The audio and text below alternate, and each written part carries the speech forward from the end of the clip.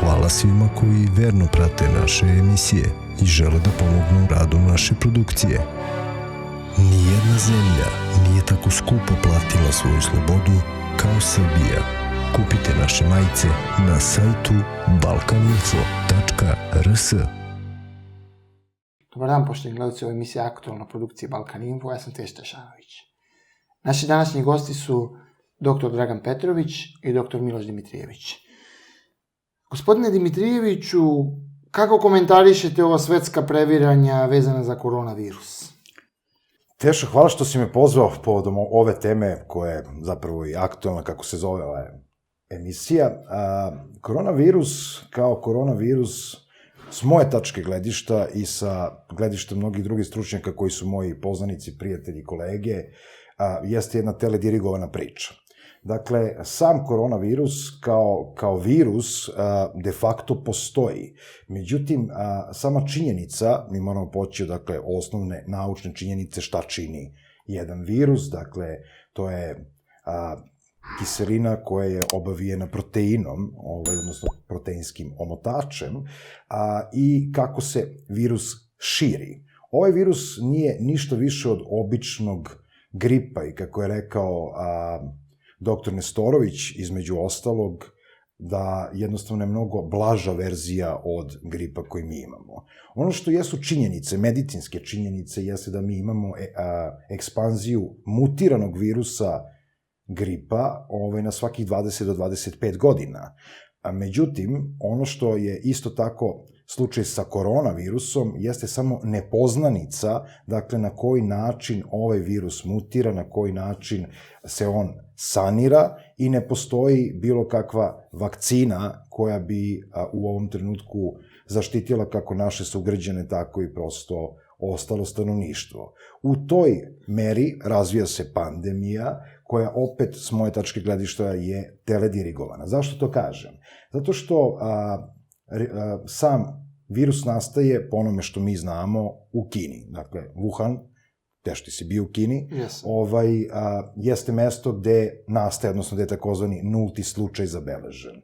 I to se dešava u decembru 2019. godine, zato se i zove COVID-19, da bi se pandemija razvila u januaru, tačnije objavila 10. januara 2020. godine.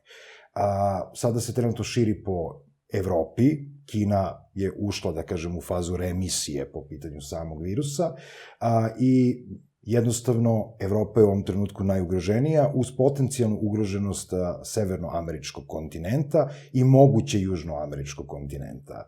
I s moje tačke gledišta, ovo je ekonomski udar na Evropu, to nema nikakve veze sa pandemijom, ali je jedan, tako reći, biološki rat.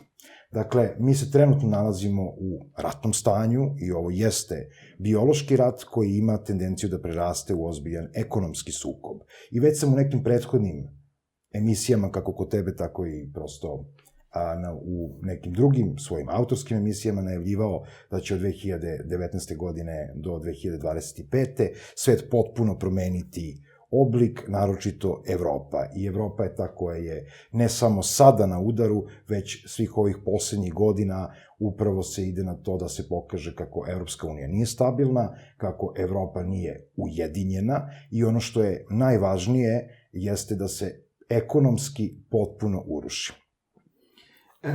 Gospodine Petroviću, kako vi gledate na ovu krizu vezanu za koronavirus, ovo što se dešava trenutno u celom svetu? Najviše bi se takođe zahvalio na pozivu emisiju i drago mi je, jer smo na ti. Na ti, pa naravno, Dragane, mi se znamo. Naravno, pitam kad je, u svakom slučaju, pošto ja nisam u oblasti medicine. Nisam vidio medicinske, geopolitičke aspekte, ali kada je nastala ova situacija, ja sam ozbiljno razgovarao sa svojim prijateljima koji su lekari specijalisti. Dakle, i u vezi ovog virusa.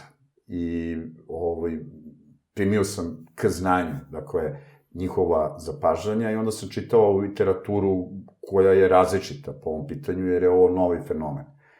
I došao sam do približno sličnih zaključaka kakve je gospodin izneo. napred, da je to u stvari jedna od vrsta sezonskog gripa. Međutim, skrenuli su mi pažnju lekari da ona ima najmanje dve specifičnosti. Najmanje dve. Jedna je neverovatno brzo širenje, dakle, koja je dodatno potkrepljeno činjenicom da simptomi nisu vidljivi u prvim fazama. Dakle, da ima veliki broj ljudi koji su zaraženi, a da ničim ne pokazuju da su zaraženi, jeli? Za razliku od gripa gde se ipak to brže primeti i to omogućuje njegovo lakše širenje. I drugi fenomen, on ipak je prilično nezgodan i smrtonosan za starije osobe, posebno koje već imaju neke akutne bolesti, recimo srce i tako dalje, može da bude za njih posebno smrtonosan. Ja sam gledao neke statističke podatke da osobe sa 80 i više godina, 20% je smrtnost koji dobiju taj grip. Sad, kada posmatrate neki fenomen, onda je jako dobro komparirati sa efektima gripa. I kada pogledamo efekte gripa, podaci koji su meni dostupni, jer ja kažem, ograđujem se, nisam se bavio tom materijom sa zdravstvenog aspekta, ali sam naravno čitao, gledao i tako dalje. Utiska sam, pročitao sam i tako dalje, da običan grip, recimo u Sjemeričkim državama, je unosio slične, a nekada i veće žrtve, a opet nije bilo ni registrovano ozbiljnije u medijima i u javnosti takav fenomen. Dakle, ja se opet uzdržavam, s obzirom da nisam stručnjak, ali nikako se stiče utisak, stiče se, recimo, jedan od načina, koliko sam razumeo posle svega, jeste da se on uz određene mere zaštite ipak će se širiti i onda populacija stekne imunitet, jeli? Znači, postoji taj grupni i tako dalje. Naravno, postoji žrtve o kojima se može raspravljati, ali koje su najveće kod starije populacije koja već ima određene zdravstvene sindrome. Ja sam pročitao juče podatak u Politici, mislim, imao sam emisiju Prelistavanje štampe sa Zlatanovićem, jedino tada nedeljno čitam sve novine, inače nekad pogledam na internetu, tamo kaže da je u Velikoj Britaniji samo jedan 45-godišnjak umro da je imao koronavirus, ali za njega se pouzdano zna da je imao druge dodatne zdravstvene probleme. I onda, sada, kada se opustite i pogledate, mislim da je šansa, što naravno ne znači, nemojte da rekao da me pogrešno shvati da ja preporučujem, inače nosim rukavice, ovo sad kad sam došao i primenjujem neke mere, normalne mere, koliko mogu da smanjim, ako ništa drugo, i zbog porodice i zbog svega. Ali realno, mislim da ljudi u mlađem uzrastu, posebno oni koji se bave rekreativno sportom i nemaju druge hronične bolesti, mislim da je šansa da njima nešto ozbiljno bude, naravno, ne daj Bože, ako bi se zarazili, duže karaktera vrlo mala. I onda se sada pokušavam da zaista koliko mogu, a kažem, ipak ja nisam stručnjak u toj oblasti, jedan od pokazatelja da je to ipak ozbiljna stvar jeste otkazivanje kod privatnih lekara, masovno u Beogradu svih delatnosti. Dakle, privatni lekari koji se bave, potpuno ne znam koji, masovno otkazuju svoj rad sa pacijentima, a oni žive od toga koliko će imati pacijenata. Dakle, oni su odlučili da otkažu. Sad drugi su, da li je to zbog prevoza, da li je to zbog histerije, da li je to zbog ovog ili onog, ali jednostavno, mislim, u svakom slučaju, dakle, neugodan virus jer je novi, nema na njega za sada vakcine. I sad, naravno, postoji pitanje otkuda taj virus. I meni zaista, i sa time bih završio, pošto sam istoričar, bilo je u istoriji vrlo neugodnih bolesti, ranije kuga, kolera, koje su bile gotovo neizlečive. Nekako u 20. veku to je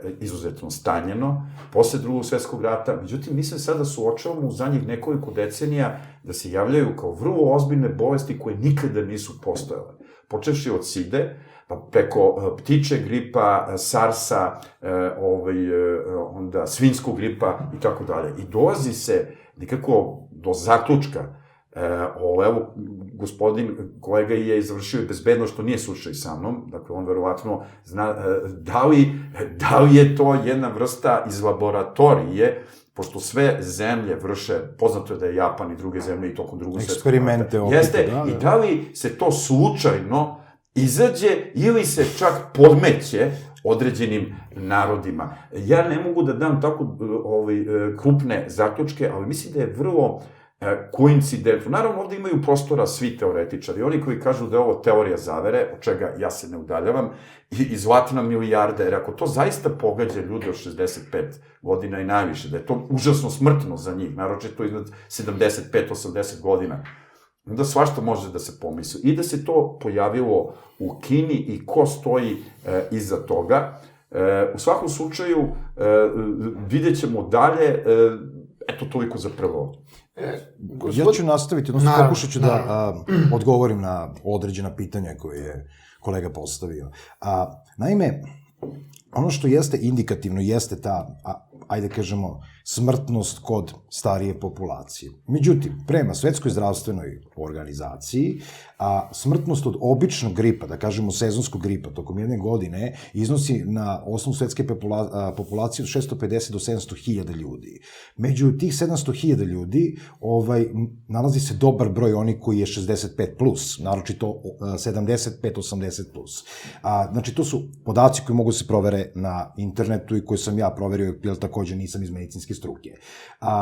Ono što je indikativno da niko ne pominje to, ali mi pričamo o sezonskom gripu koji je nama poznat. Naročito osobe koje imaju jako loš imunosistem, dakle koji su u fazi recimo aplazije posle određenih hroničnih bolesti ili posle određenih terapija, naročito recimo hemoterapija zračenja kod pacijenata koji imaju karcinome ili leukemiju ili šta već, indikativno je da može biti smrtonosan. Ali i obična prehlada i obična upala pluća u tom trenutku zaista može biti smrtonosna. I to je ono što je opet činjenica. Kada je u pitanju mlađa populacija, kod mlađe populacije mi imamo manje zabeleženih smrtnih slučajeva, svega nekoliko u svetu, i opet ne znamo suštinski da li je kod tih pacijenata urađena obdukcija, da li su postojale neke druge bolesti koje su isto tako umanjivale njihov imunni sistem, odnosno ugrožavale njihov imunosistem. I to je ono što će vreme pokazati. Sad, pošto kolega istoričar, između ostalog, ja sam neko ko, kad uzme da se bavi nečim, ja prosto uzmem i vrlo opsežno se bavim time. Iz domena moje druge struke, dakle ne bezbednosti nego astrologije, ima jedan fenomen, istoričari sigurno znaju za to, on se desio 1518. godine i zove se plesna kuga, između ostalog, dakle Dancing Plague, ili prosto plesna epidemija. Ona se desila u Salzburgu u 1518. godine u julu mesecu i više od 400 ljudi je tako, ajde kažemo, spontano plesalo ulicama i mnogi od njih su dobili moždani udar, srčani udar i tako dalje, jer fizički nisu mogli da izdrže to. Međutim, ono što tada istorija nije zabeležila, jeste to posledica nečega. Znači, to je posledica neurofiziološki problem, de facto iz današnje perspektive i medicine i prosto savremene nauke, a s druge strane, to je posledica virusa koji je postojao tada, ali nije bio otkriven kao virus. Iz astrološke perspektive, znači astrolozi koji gledaju ovu emisiju, ja ih molim da pogledaju 10. januar 2020. godine i 11. januar 1518. godine. Znači, dolazi, tad je to protumačeno kao neka vrsta upale pluća, da je Evropa bila ugrožena u tom januaru, februaru, martu, pa je to trajalo sve do kraja maja, određenom vrstom upale pluća ili neko je govorio da je neka vrsta tuberkuloze. Interesantno je da to dolazi u tom trenutku iz Kine. Dakle, širi se ta vrsta virusa preko trgovaca s vilom. I dolazi gde? Na obale Italije, Španije, pričamo o nekom brodskom saobraćaju, ka Evropi, Portugala, i onda se sve više širi prema ovim germanskim zemljama. Kada pogledate današnju situaciju, ona je vrlo slična. Znači, mi imamo Kina koja, ajde kažemo, alfa zemlja po pitanju virusa ili gde virus nastaje, nulti pacijent i tako dalje, i onda jednostavno se širi prema Italiji, koja je u ovom trenutku najugroženija zemlja, nakon toga ide Španija, posle toga idu germanske zemlje. Nemačka će vrlo brzo biti upravo jako ugrožena. Švajcarska takođe, ali zašto? Švajcarska nije zatvarala granice. Do pre neki dan sletali su avioni iz Rima svaki dan. Švajcarska se graniči sa Italijom i preko 1500 ljudi na dnevnom nivou je dolazilo iz Italije u Švajcarsku zbog posla, dakle imali su određene ugovore sa švajcarskom državom. Švajcarska ne mogu reći da nije ozbiljno primenila mere ili da je nije ozbiljno shvatila, međutim nije bila u prilici da odreaguje na drugi način. Sad, šta stoji iza toga? Teorija zavere. Pa teorija zavere, ja ne bih rekao da je to teorija, ovo je više zavera u praksi. I vrlo sam smeo da kažem tako nešto baš iz tog razloga, što ću pokušati da vam objasnim, ne na konto 1518. godine ili neke druge godine u istoriji, već na konto posljednjih 200 godina, gde mi imamo određena sukobljavanja na geopolitičkom polju. Dakle, ja sam već pričao da postoji podela na severnu i južnu jurisdikciju. Dakle, severna hemisfera je pod uticajem cionista, odnosno oni su glavni akteri kompletne svetske ekonomije, izazivanjem ratova, prodajem oružja. Kad kažem oružja, ne mislim samo na vatrena, nego mislim i na biološka, gde se prosto savremeni ratovi vode više mimo vatrenog oružja, odnosno sukoba, i južna jurisdikcija koju drže jezuiti. Dakle, na neki način oni su određena služba Vatikana koja funkcioniše širom sveta, njihova polazna tačka je Južna Amerika, samim tim polazna tačka cionista bi bila recimo Severna Amerika, mada njihov headquarter se ne nalazi tu. I objasnit ću zašto. Dakle, dolazi do tog sukobljavanja između te dve jurisdikcije. I poslednjih 200 godina jezuiti su u milosti Vatikana. Imamo Vatikanska, da kažemo, papu, dakle, poglavara Rimokatoličke crkve, koji u ovom trenutku jezuite, i to se ne krije, nema razloga da se krije, jezuiti su red u okviru Katoličke crkve. Ali, jednostavno, impakt određene moći, dakle, uticaj samog pape Franciska i jezuita raste. To smeta jezuitima, i je to odgovor zašto će Italija biti najugroženija, da bi izolovala Vatikan. Sam virus koji nastaje u Kini, on je davno projektovan, samo što nije pušten u Kini, on je napravljen u laboratoriji. Kad kažem napravljen virus u laboratoriji, mnoge stvari se prave u laboratoriji, čak i određeni živi organizmi koji nisu virusi, tipa komarci. Dakle, postoje svetske laboratorije, neke se nalaze u Australiji, neke se nalaze u Nemačkoj, koje istražuju genetiku komaraca. Zašto? Da bi primenjivale nove insekticide, dakle, određene farmakološke kompanije, određene industrije insekticida, razvijaju nove mutirane verzije, ne samo komaraca, nego generalno određenih oblika insekata, da bi jednostavno prodavale nove insekticide u vidu sprejeva ili tableta koje mi koristimo za kućnu upotrebu. I zbog toga, recimo, se pojavljaju neki tigrasti komarci na koje ne deluje neki insekticid od pre 5 godina, nego imamo sad primjenu nekih novih. Ista je priča i sa virusima. To je bioterorizam. Znači, klasičan biološki terorizam. I samo je pitanje, ok, imamo izvršioce Kina, izvršioce u Evropi, imamo neku logistiku, mada za viruse nije potrebna neka velika logistika, osim da je prosto raširite na neke ključne tačke. I treći vid terorizma jeste nalogodavac. I onda se zapitate upravo iz tog razloga kome odgovara ovo.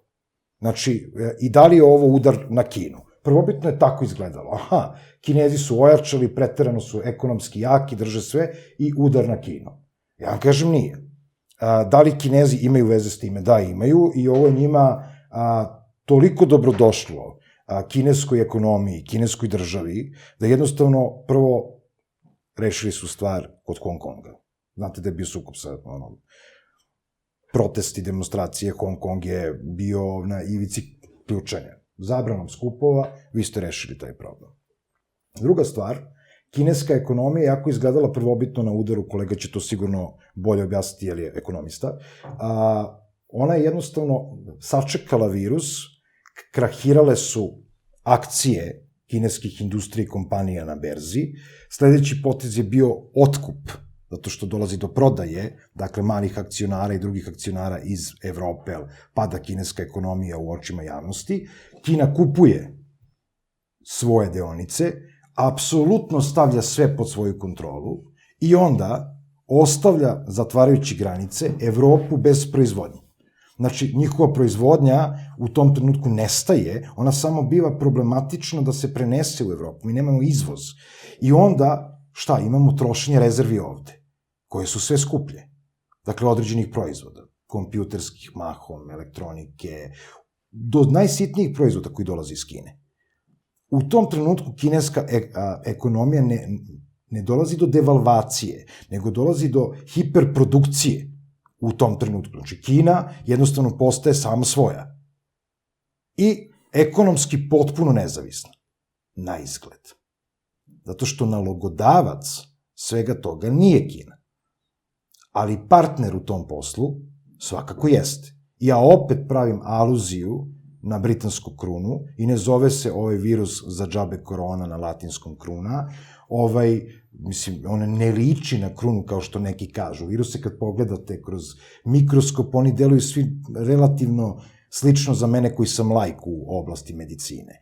Ali nikako ne podsjeća na krunu. On se zove kruna zato što je to simbolički naziv. I neko definitivno koristi poznavanje astrologije, poznavanje određenih, ajde kažemo, magijsko-hermetičkih sistema, da bi isprovocirao određene događaje. Ti događaji će sutra imati uticaj na neke druge događaje za 20 godina, za 5 godina, za 3 godine. Stvorit će određenu atmosferu određenih sukoba unutar Evrope.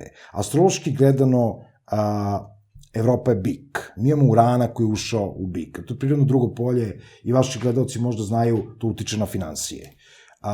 Evropa će narednih 3 godine biti potpuno finansijski razorena. Znači, zato što jednostavno, što se Kine tiče, Evropa više ne postoji.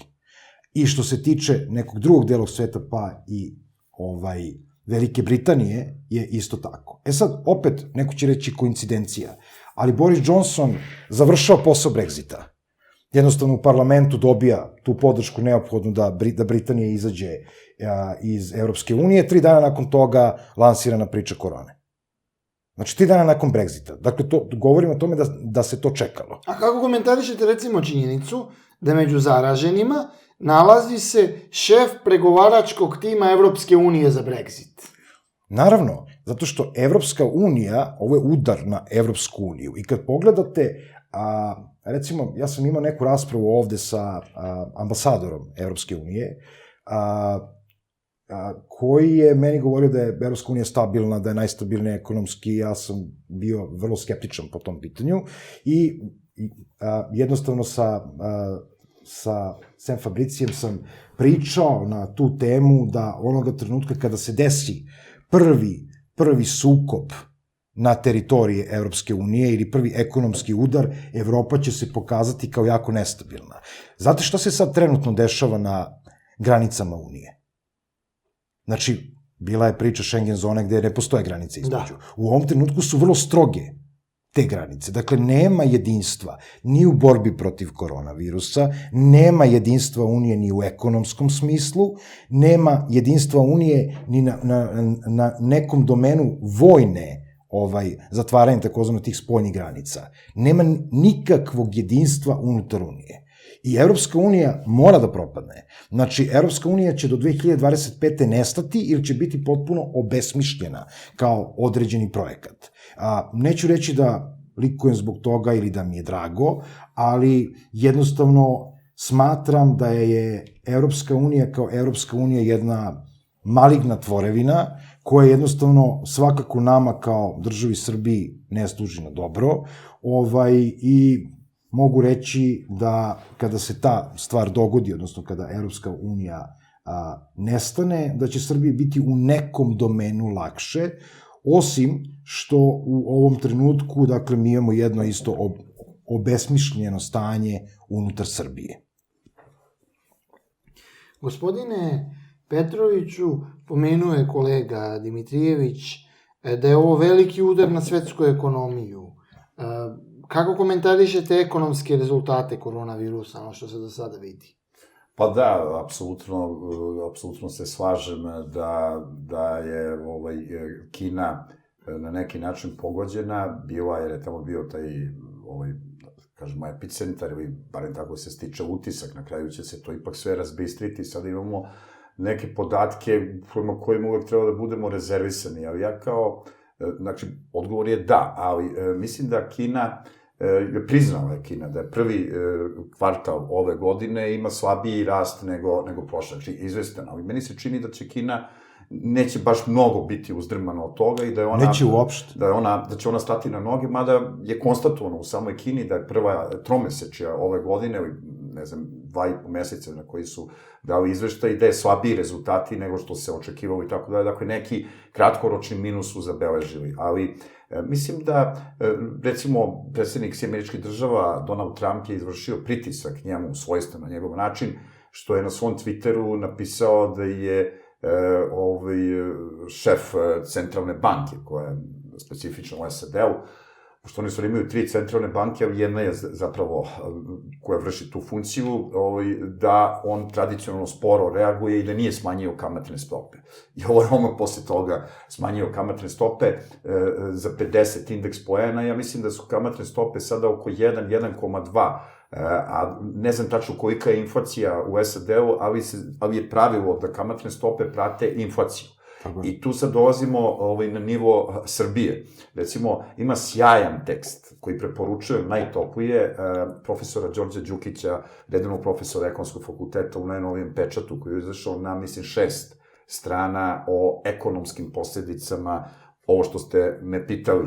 Ja sam pročitao taj tekst, jedino što pada u oči da on ni jednom rečju, ni jednom rečenicom, sem da će nešto pogoditi Srbiju, nije spomenuo kakva je ekonomska politika po tim svim pitanjima u Srbiji, a u Srbiji je jako loša jer je referentna kamatna stopa, dakle, ista ova, oko 3 puta veća od stope inflacije. Znači, a vi ako oborite referentnu kamatnu stopu i pazite, kao što je to uradila, dakle, uglavnom zapadne zemlje, ili dodatno smanjuju već i onako nisku referentnu kamatnu stopu, naravno, oni se nalaze u daleko boljoj situaciji što se tiče poslovnih banaka nego Srbije, jer je tamo 70-80% banaka su njihove. U Americi američke, u Britaniji britanske, u Holandiji holandske. A u Srbiji je situacija tragična, unikatna. Mi smo imali do pre par godina, ja mislim, 80% stranih banaka poslovnih na teritoriji Srbije, onda su prodali Čačansku banku i sada se prodaje Komercijalna banka, što je katastrofa, jer je to jedina važnija srpska banka sa većinskim srpskim kapitalom u Srbiji. Ja mislim da taj proces nije potpuno završen. Vidim da Nikola Vrzić u jučerašnjem tekstu u pečatu alarmira da se to ipak zaustavi, međutim plašim se da su ti procesi oko prodaje Komercijalne banke već gotovo završeni i da ta njegovo vapijanje nema efekta. Ja sam vapijao ovih 8 godina, govorio u medijima da je ukupna politika loša. I šta je onda ostaje? Ostaje AIK banka i nekoliko vrlo malih banaka. Faktički mi smo ostali bez poslovnog sektora. Ali kažem, uglavnom zapadne zemlje rade u ovoj situaciji ili upumpavaju novac. Šta je to upumpavanje novca? Upumpavanje novca je štampanje novca. Centralna banka ima pravo po zakonu one zemlje koje imaju nacionalnu valutu. Dakle, dobar deo zemalja nema nacionalnu valutu. Recimo, Grčka nema nacionalnu valutu. Više nema, recimo, znamo da je evro, ali kad sam bio u Norveškoj, Švedskoj i Danskoj, preprošle godine, oni igraju svoje krone. Dakle, jedan deo zemalja ima nacionalnu valutu i one mogu u tom slučaju da vode instrumente centralne banke, pre svega što se tiče referentne kamatne stope, a što se tiče upumpavanja, one i vrše emisiju novca preko poslovnih banaka. I sad se postavlja pitanje kako Srbija da vrši funkciju centralna banka ako mi nemamo praktički sad posle otuđenja Komercijalne banke ni jednu domaću banku preko koje bi mogli da vršimo jednu od osnovnih funkcija, a to je štampanje novca.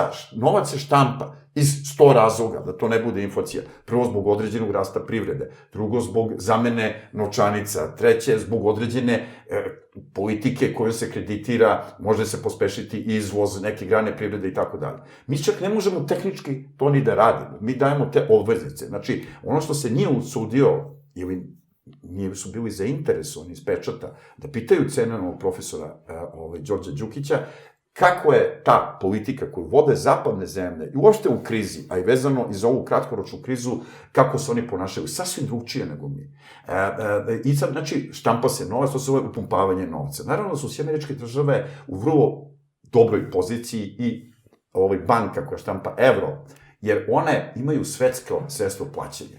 Tako da SAD ako štampaju dolar, one oporezuju vas koji imate $500 u svamarici i Kinu koja ima 5.000, ne znam sad kažem, ne znam stvarno koliko ima sredstava i tako dalje, dakle, a one to mogu. U slučaju Srbije mi ipak imamo nacionalnu valutu i na taj način možemo da vršimo određene misije, kao što su socijalna politika, pospešivanje izvoza, pomoć određenim granama privrede i tako dalje. Mi to uopšte ne radimo. Čak je negde i poželjna, takozvana puzajuća inflacija koja je kontrolisana od nekoliko posto. A u Srbiji ona je shodno neomonetarističkoj koncepciji. To je jedno od krila neoliberalne ekonomije. I moram da kažem vrlo gadno, pošto neoliberalna ekonomija je uzdrmana u svetu, napuštena dobrim delom, čak i mnoge države koriste samo u onoj meri vrlo kontrolisana, ona se kod nas primenjuje, ali čak jedna varijanta novija, to je neomonetaristička koncepcija koja polazi od toga ako vi imate malu ili kontrolisanu količinu novca u opticaju,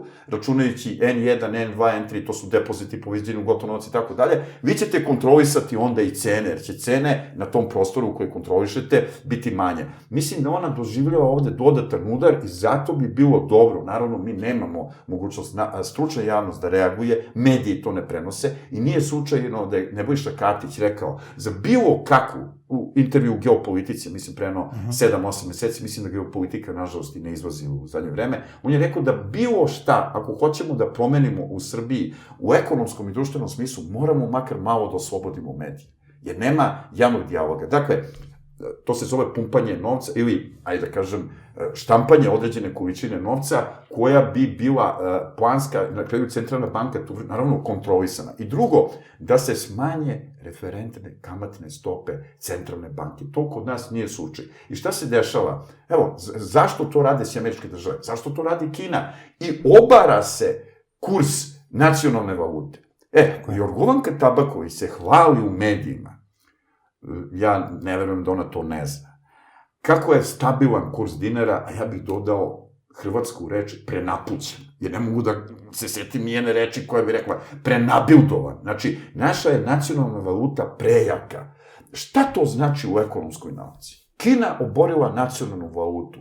Je to kriza? Ne. Onda se ljudi sete 93. i tako dalje i mediji u tom pravcu pospeše. To znači pospešiti izvoz, destimulisati uvoz i pokrenuti privredne tokove. A dakle, kod nas se mnoge stvari rade pogrešno i mislim, ako bi mogu da ne bih duže govorio, da se brže oslobađamo lopte, ne možemo sve da kažemo na jednom, ja sam imao tu manu da nekad želim mnogo toga da kažem, pa da se ograničim ipak na nešto, ali da sam to objasnio, nema sinhronizacije u svetskim finansijama, posle drastičnog obaranja referentne kamatne stope indeksnih poena koje Trump, dakle u Americi, Centralna banka Velike Britanije i evropske zone ne prate te trendove. Tako da mi imamo određeni disparitet i sad je to trenutno raštimovano, pri čemu je Amerika u boljoj poziciji. I to govori šta? Da Trump, pored niza drugih mera, ozbiljno vodi interesa o sopstvenoj državi.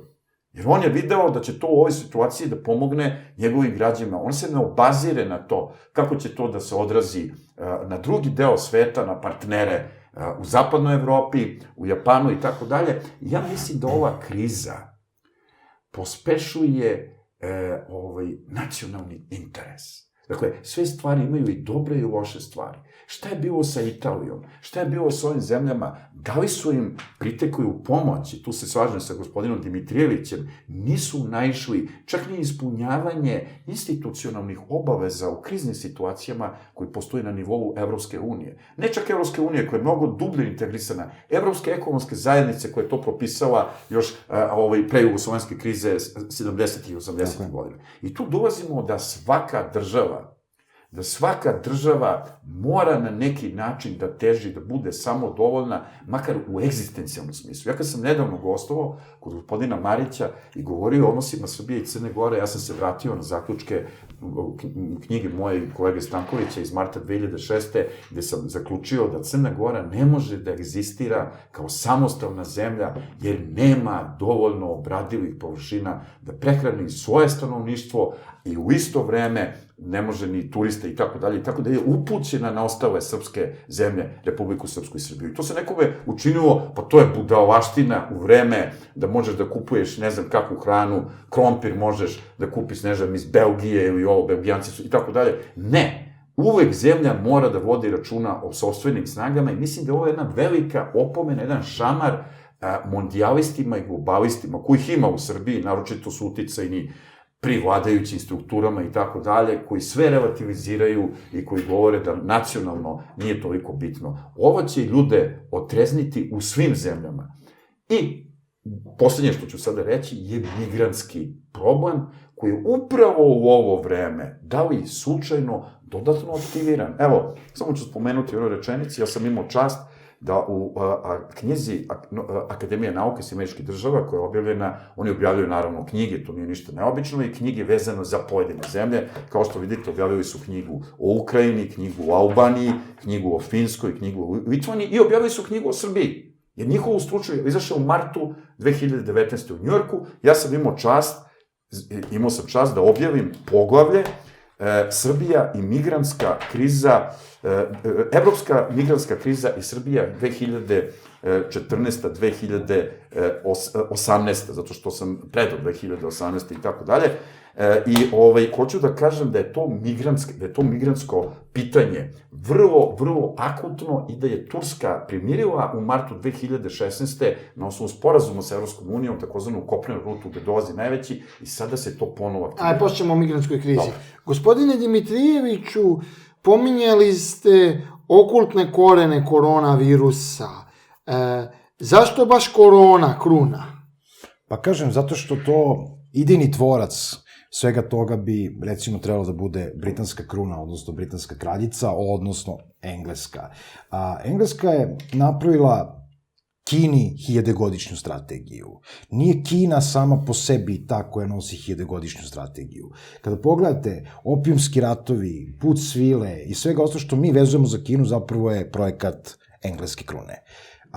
Projekat engleske krune, recimo David Icke će se složiti sa time, jeste i koronavirus. Jer to je bukvalno udar cionisti koji jednostavno su unutar Velike Britanije, između ostalog i kraljica koja drži gotovo više od 70% tih cionističkih multinacionalnih kompanija i tako dalje, i vrši određene impakte, znači određene uticaje na neke druge države. Tako, recimo, Švajcarska je sledeća. Švajcarske više nema. Znači, to je u narednih par godina, vidjet ćete koliko će švajcarska država da se promeni. Znači, do sada su možda, kako kažu, svetske pare ležale tamo, više ne leže, a UBS banka više ne postoji kao švajcarska banka, ona je u ovom trenutku UBS Singapur i u maju će promeniti ime.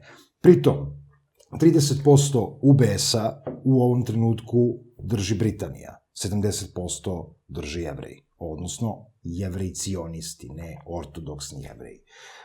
I ne samo UBS. Ne postoji više švajcarska banka od nekog jačeg ekonomskog interesa. Postoje male švajcarske banke koje drže određeni kapitalisti, bankari unutar Švajcarske, međutim, najveći deo tog svetskog kapitala nikada se nije ni nalazio u Švajcarskoj, pričamo o nekim zlatnim polugama. Evo, skoro je predsjednik Vučić rekao da mi imamo 9 tona, zamislite, 9 tona zlata u Bernu i u svakom trenutku mi to možemo da rasprodamo. Da li mislite da zlato postoji tamo u sefu? Pa da vam kažem, tamo u sefu ne postoji. Ako postoji negde, ne postoji unutar Švajcarske. Znači, švajcarska država je država koja je potpuno osuđena na propast. Jednostavno, ona više nije ni tako reći templarska država, ona više nije ni hrišćanska država. Vi imate tamo jako mnogo Šiptara koji su došli iz teritorije Kosova, koji su došli iz teritorije Makedonije i tako dalje, i jako mnogo tih migranata koji se uselilo faktički unutar Švajcarske. Švajcarska je mala zemlja, i koja će rasturiti, pokidati bukvalno iznutra. Ali vidite šta je, Švajcarska kad god, apropo koleginog stava koji je apsolutno ispravan, da kada imamo rast kursa, u ovom trenutku švajcarski franak raste. Znači, u ovom trenutku i poslednjih 3 nedelje švajcarski franak je u rastu. I to je problem za švajcarsku ekonomiju.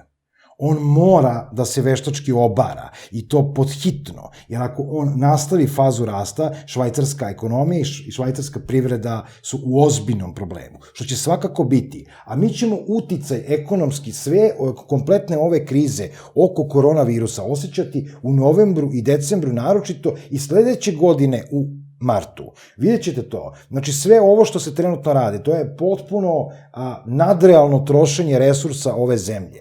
Potpuno nadrealno trošenje određenih resursa, mislim i na angažovanje i vojske i policije. Mislim, takođe stvaranje ovog potpuno sumanutog vanrednog stanja s uvođenjem takozvanog policijskog časa ili zabrane mere kretanja, uredbom vlade koja suspenduje ustavom zagarantovana prava kretanja građana od 20 časova do 5 ujutru. Pa, ja bih samo postavio pitanje, pa dobro da smo mi na naučnom osnovu došli da se koronavirus brže širi od 20 časova uveče do 5 ujutru. Ili da je prosto veća inkubacija u tom trenutku, pa onda zabranjujemo kretanje i evo sad nova zabrana, kaže ne sme se skupi više od 5 ljudi, mi poštujemo zakon u ovom studiju, ima nas četvorica, da. Nas troje i kamerman. Tako je, ali bez obzira i na to, da li, znači ja postavljam vrlo jasno pitanje, da li je ekspanzija koronavirusa jača u večernjim časovima? Da li se inkubacija virusa vrši više od 20 časova do 5 ujutru, pa zato uvodimo policijski čas, dakle da nikoga nema, da su ulice potpuno prazne, angažujemo dodatne policijske i vojne snage, dakle to opet košta, to košta ove građane, košta poreske obveznike, pa ćemo, sledeći korak ćemo imati, ne možete na ulicu bez maske, ne možete na ulicu bez rukavica i šta će to kao nus produkt doneti, to vam ja garantujem. Veći stepen kriminala. Jer to je idealno za razbojništvo. Pa svi imaju maske. Uđite gde god hoćete sa tom maskom i tim rukavicama. Nema otisaka, dakle, hiruške rukavice, nema otisaka, možete da uradite šta god, čak i da pucate iz vatrenog oružja, skinete masku, skinete neki kačke, duksericu, jaknu sa sebe, one rukavice, izgledate kao potpuno normalan građanin, stavite neku drugu masku, potpuno nebitno. I niko vas ne prepoznaje, vi na kamerama nemate identifikaciju u tom trenutku. Pa to će dovesti ova situacija, koja je već napravila bezmalo besparicu. Zašto? Zato što su mediji lansirali jednu potpuno nenormalnu situaciju, a to je da su ljudi momentalno pohitali kao 99. ili čak 93. ili po ugledu na neki drugi svetski rat, jer ove generacije koje su još uvek, kažem, prisutne ovde,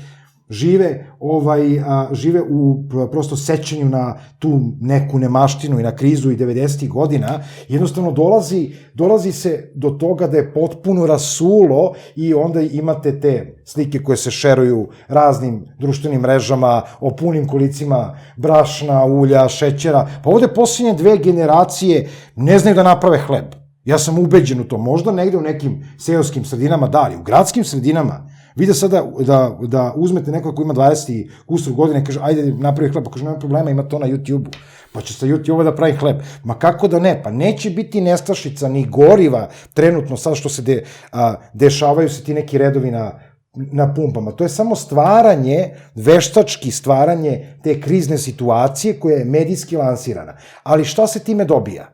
Dobija se uvid kako država funkcioniše, to je prva stvar, koji su mehanizmi države i druga stvar kako se ponaša stanovništvo. I zato kažem da je to eksperiment, jer mi u ovom trenutku i astrološki imamo čitavu jednu plejadu planeta u Jarcu.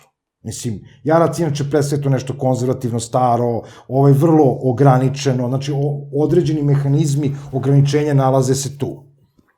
A iz tog okvira nastupa čitava ova kriza. To je procena. To je jednostavno procena tih, ajde kažemo, svetskih moćnika, neko će reći duboke države. Mi duboku državu nemamo, ja ću biti smeo da kažem, pitanje je koliko imamo i državu u ovom trenutku. A Srbija kao Srbija. Naši elementi državnosti su vrlo upitni, s obzirom da mi nemamo jasno definisane granice, između ostalog. Ja se, naravno, ne slažem sa teorijom o odvajanju Kosova, a za mene je Kosovo i dalje južna srpska pokrajina, ali za mnoge države ovog sveta, u ovom trenutku u manjini, ako ćemo pitati našeg ministra spoljnih poslova, i dalje priznaju to kao nezavisnu državu. Dakle, prvi element državnosti mi nemamo. Mehanizme koje mi koristimo iz bezbednostnog okvira trenutno ovde su potpuno ekonomski neopravdani. Znači, ukoliko se dogodi da budu još strožije mere, pa smo zatvorili aerodrom za komercijalne letove, pa smo zatvorili prilaze gradovima, pa smo zatvorili međugradski saobraćaj. Evo, od ponedeljka ili od sutra što više prestaje javni gradski prevoz. Pa smo time ubogaljili i recimo taksiste, jer oni spadaju u javni gradski prevoz. Dakle, ljudi ne mogu da rade. To što ćete ih osloboditi plaćanja paušalnog poreza koji iznosi nešto oko 100 eura mesečno, ne znači da će oni uspeti da prežive. Dakle, opet ćete razviti jako veliku stopu kriminala unutar ove zemlje, na koju će određeni ljudi biti prinuđeni da bi možda hranili svoju decu. Znači, ja pričam kao možda, ali je vrlo verovatno, dakle, aktivirat ćete određene mehanizme. Ali drugo pitanje stoji iza toga. A zašto mi zatvaramo gradove? Opet se postavlja pitanje, ako je najveći broj populacije u Beogradu, Novom Sadu i Nišu, nakon toga Zrenjaninu i nekim drugim manjim gradovima Srbije, zašto bismo zatvorili gradove u odnosu na seoske sredine? Dakle, fizički ih bombirali, tako reći. A onda postavljam drugo pitanje, a šta treba da prođe kroz ovu zemlju? Šta treba da uđe na granice ove zemlje da se to ne vidi i da prođe kroz ovu zemlju? Su to migranti koji su sad trenutno, Turska ih je pustila ili je takva odluka. Takva je odluka između Rusije i Turske koji su u nekakvom parasukobu, a zapravo nisu uopšte. Da li je to neko naoružanje, su to neki narkotici? Ja samo postavljam pitanje, nemam aluziju direktno jer ne znam šta treba da prođe, ali sigurno maske ne treba da prođu. To mi je jasno. I prosto sigurno neke vakcine ne treba da prođu. Ali kad smo već kod tih vakcina, ja smatram da vakcina za koronavirus i za sve mutacije, odnosno lansirane verzije koronavirusa, jer ih nema samo jedna. Jedna je, recimo, za Kinu, a ostale verzije su za druge države, odnosno druge rase, odnosno druge kontinente. Slobodan ću biti reći, meni često spočitavaju da sam rasista, ali da, mi se razlikujemo u nekom genetskom kodu, a kako dinarska rasa se razlikuje prosto od nekih drugih rasa, koje mi pripadamo, dakle, dinarskoj kao srpsko stanovništvo, tako i jednostavno rase u kontekstu crne, žute, bele i crvene imaju svoje posebne entiteta, sad imamo i da kažemo mešavinu toga. I zato je koronavirus tako i patentiran. Neće isto reagovati na iste rase. U početku je bilo, Tešo, ti si bio u Kini. Koliko belih ljudi tamo ima? Pa, konkretno u Pekingu, gde sam ja bio, ima dosta, ima možda par stotina hiljada. Baš u Pekingu gde sam bio. I ni jedan zabeležen slučaj koronavirusa kod belog čoveka. Pa dobro, na početku stvarno nije bilo. Nije, stvarno tako nije je. Bilo. Ali posle kad je došao u Evropu, koronavirus i takako je bilo. Tako je, ali kad je došao u Evropu. A u Kini ništa. Zato što je ta verzija virusa bila napravljena za žutu rasu. Odnosno, bila je pogođena, najviše su bili Kinezi, potom Koreanci, Japanci i sve ostale Vijetnamci žute rase. Druga verzija mutacije, dakle, bacite u Italiju, da biste opkolili Vatikan. I to je jasna priča. Italija je trenutno pod najjačim udarom i prosto taj virus koji je projektovan za belu rasu najviše pogađa romanske zemlje. Evo, pogledajte sada. Stanovništvo u Švajcarskoj koje je italijansko je najviše pogođeno. Ne samo zbog granice. Francuzi su pogođeni isto, ali koji Francuzi? Ne crnci. Znači, crnaca je jako mnogo u Francuskoj, zato se ne priča o tome. Nego ono autohtono što je ostalo francusko stanovništvo je jako pogođeno. Takođe, Italijani koji su sami po sebi tu, dakle, su isto tako jako pogođeni. Rumunija je jako pogođena, koja takođe ima veze sa romanskom genetikom. Znači, pričamo o proizvodnji i frakcijama, odnosno verzijama tog virusa, kao što imate verzije Windowsa, Service Pack 1, Service Pack 2, evo ovde imate to. Corona Service Pack 1, pa Yellow, pa ne znam, Red i tako dalje. Do sad nisam čuo da je crvena rasa pogođena. Mislim da ona nije čak ni u interesu nikome da je pogodi ili ima strašno malo. I ako gledamo i bele rase u odnosu na svetsku populaciju ima 0,8%, što je jako malo. Ali Evropa je pogođena, još jednom kažem, ekonomski, ovo je bioterorizam napravljen od strane nekoga ko želi da potpuno uništi ekonomski Evropu. Kako kroz Švajcarsku prvobitno, jer to je inače problem, tako i sutra kroz podeljenu Nemačku. Znači, ja smatram da će publikacija Dejana Lučića, mog kolege, isto tako biti vrlo aktuelna, ona iz 98. godine, Islamska republika Nemačka, biti vrlo aktuelna kroz koju godinu. Jer ti migranti imaju jedan cilj, to je Nemačka. Oni će se skupiti u određenim nemačkim saveznim državama i jednostavno u jednom trenutku će postati većina i potpuno će odvojiti, ne ekonomski, nego fizički odvojiti i napraviti taj islamski kalifat u okviru Nemačke. Jer najveći problem ekonomski stabilna Nemačka u dobrim odnosima sa, recimo, Rusijom, što istorijski imamo kao... Izvinjavam se, samo jednu rečenicu, u drugom tomu čuvenog dela Kissingera, znamo ko je on, tako je. Rekao je da je noćna mora Amerike savez između Nemačke i Rusije. Samo toliko nastavite. To je diplomatija 2, drugi tom. Tako je. I Paul Samuelson između ostalog i u svojoj makroekonomiji rekao da američka ekonomija nikako ne sme dozvoliti da se ruska ekonomija ujedini sa nemačkom, jer imate ruske resurse i nemačku tehnologiju i to je win-win varijanta i to je nepobedivo, tako reći. I upravo iz tog razloga je nastala oktobarska i februarska revolucija u Rusiji. I onda dolazimo do onog ključnog zašto ja smatram da britanska kruna stoji iza svega. Kažu, Kina nije pod kontrolom Britanije. To je nemoguće. Oni su ogromna zemlja, oni su ovako.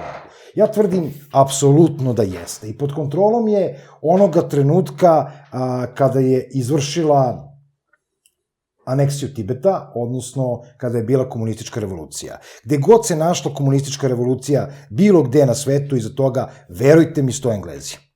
Znači, prosto i bolševička revolucija unutar Rusije, skidanje Romanova, dovođenje komunista, stvaranje SSSR-a, i uništenje SSSR-a. Gorbačov je bio britanski čovek, britanski agent, što imputira i da je Vladimir Putin isto to. Znači, on je takođe pod kontrolom cionista. Ja ću biti opet slobodan da kažem, od sad, u ovom trenutku, kada Britanija završava Brexit, kada Kina radi što radi, dakle, otkupuje sve svoje deonice, šta radi Vladimir Putin? Prihvata imenovanje za doživotnog predsednika.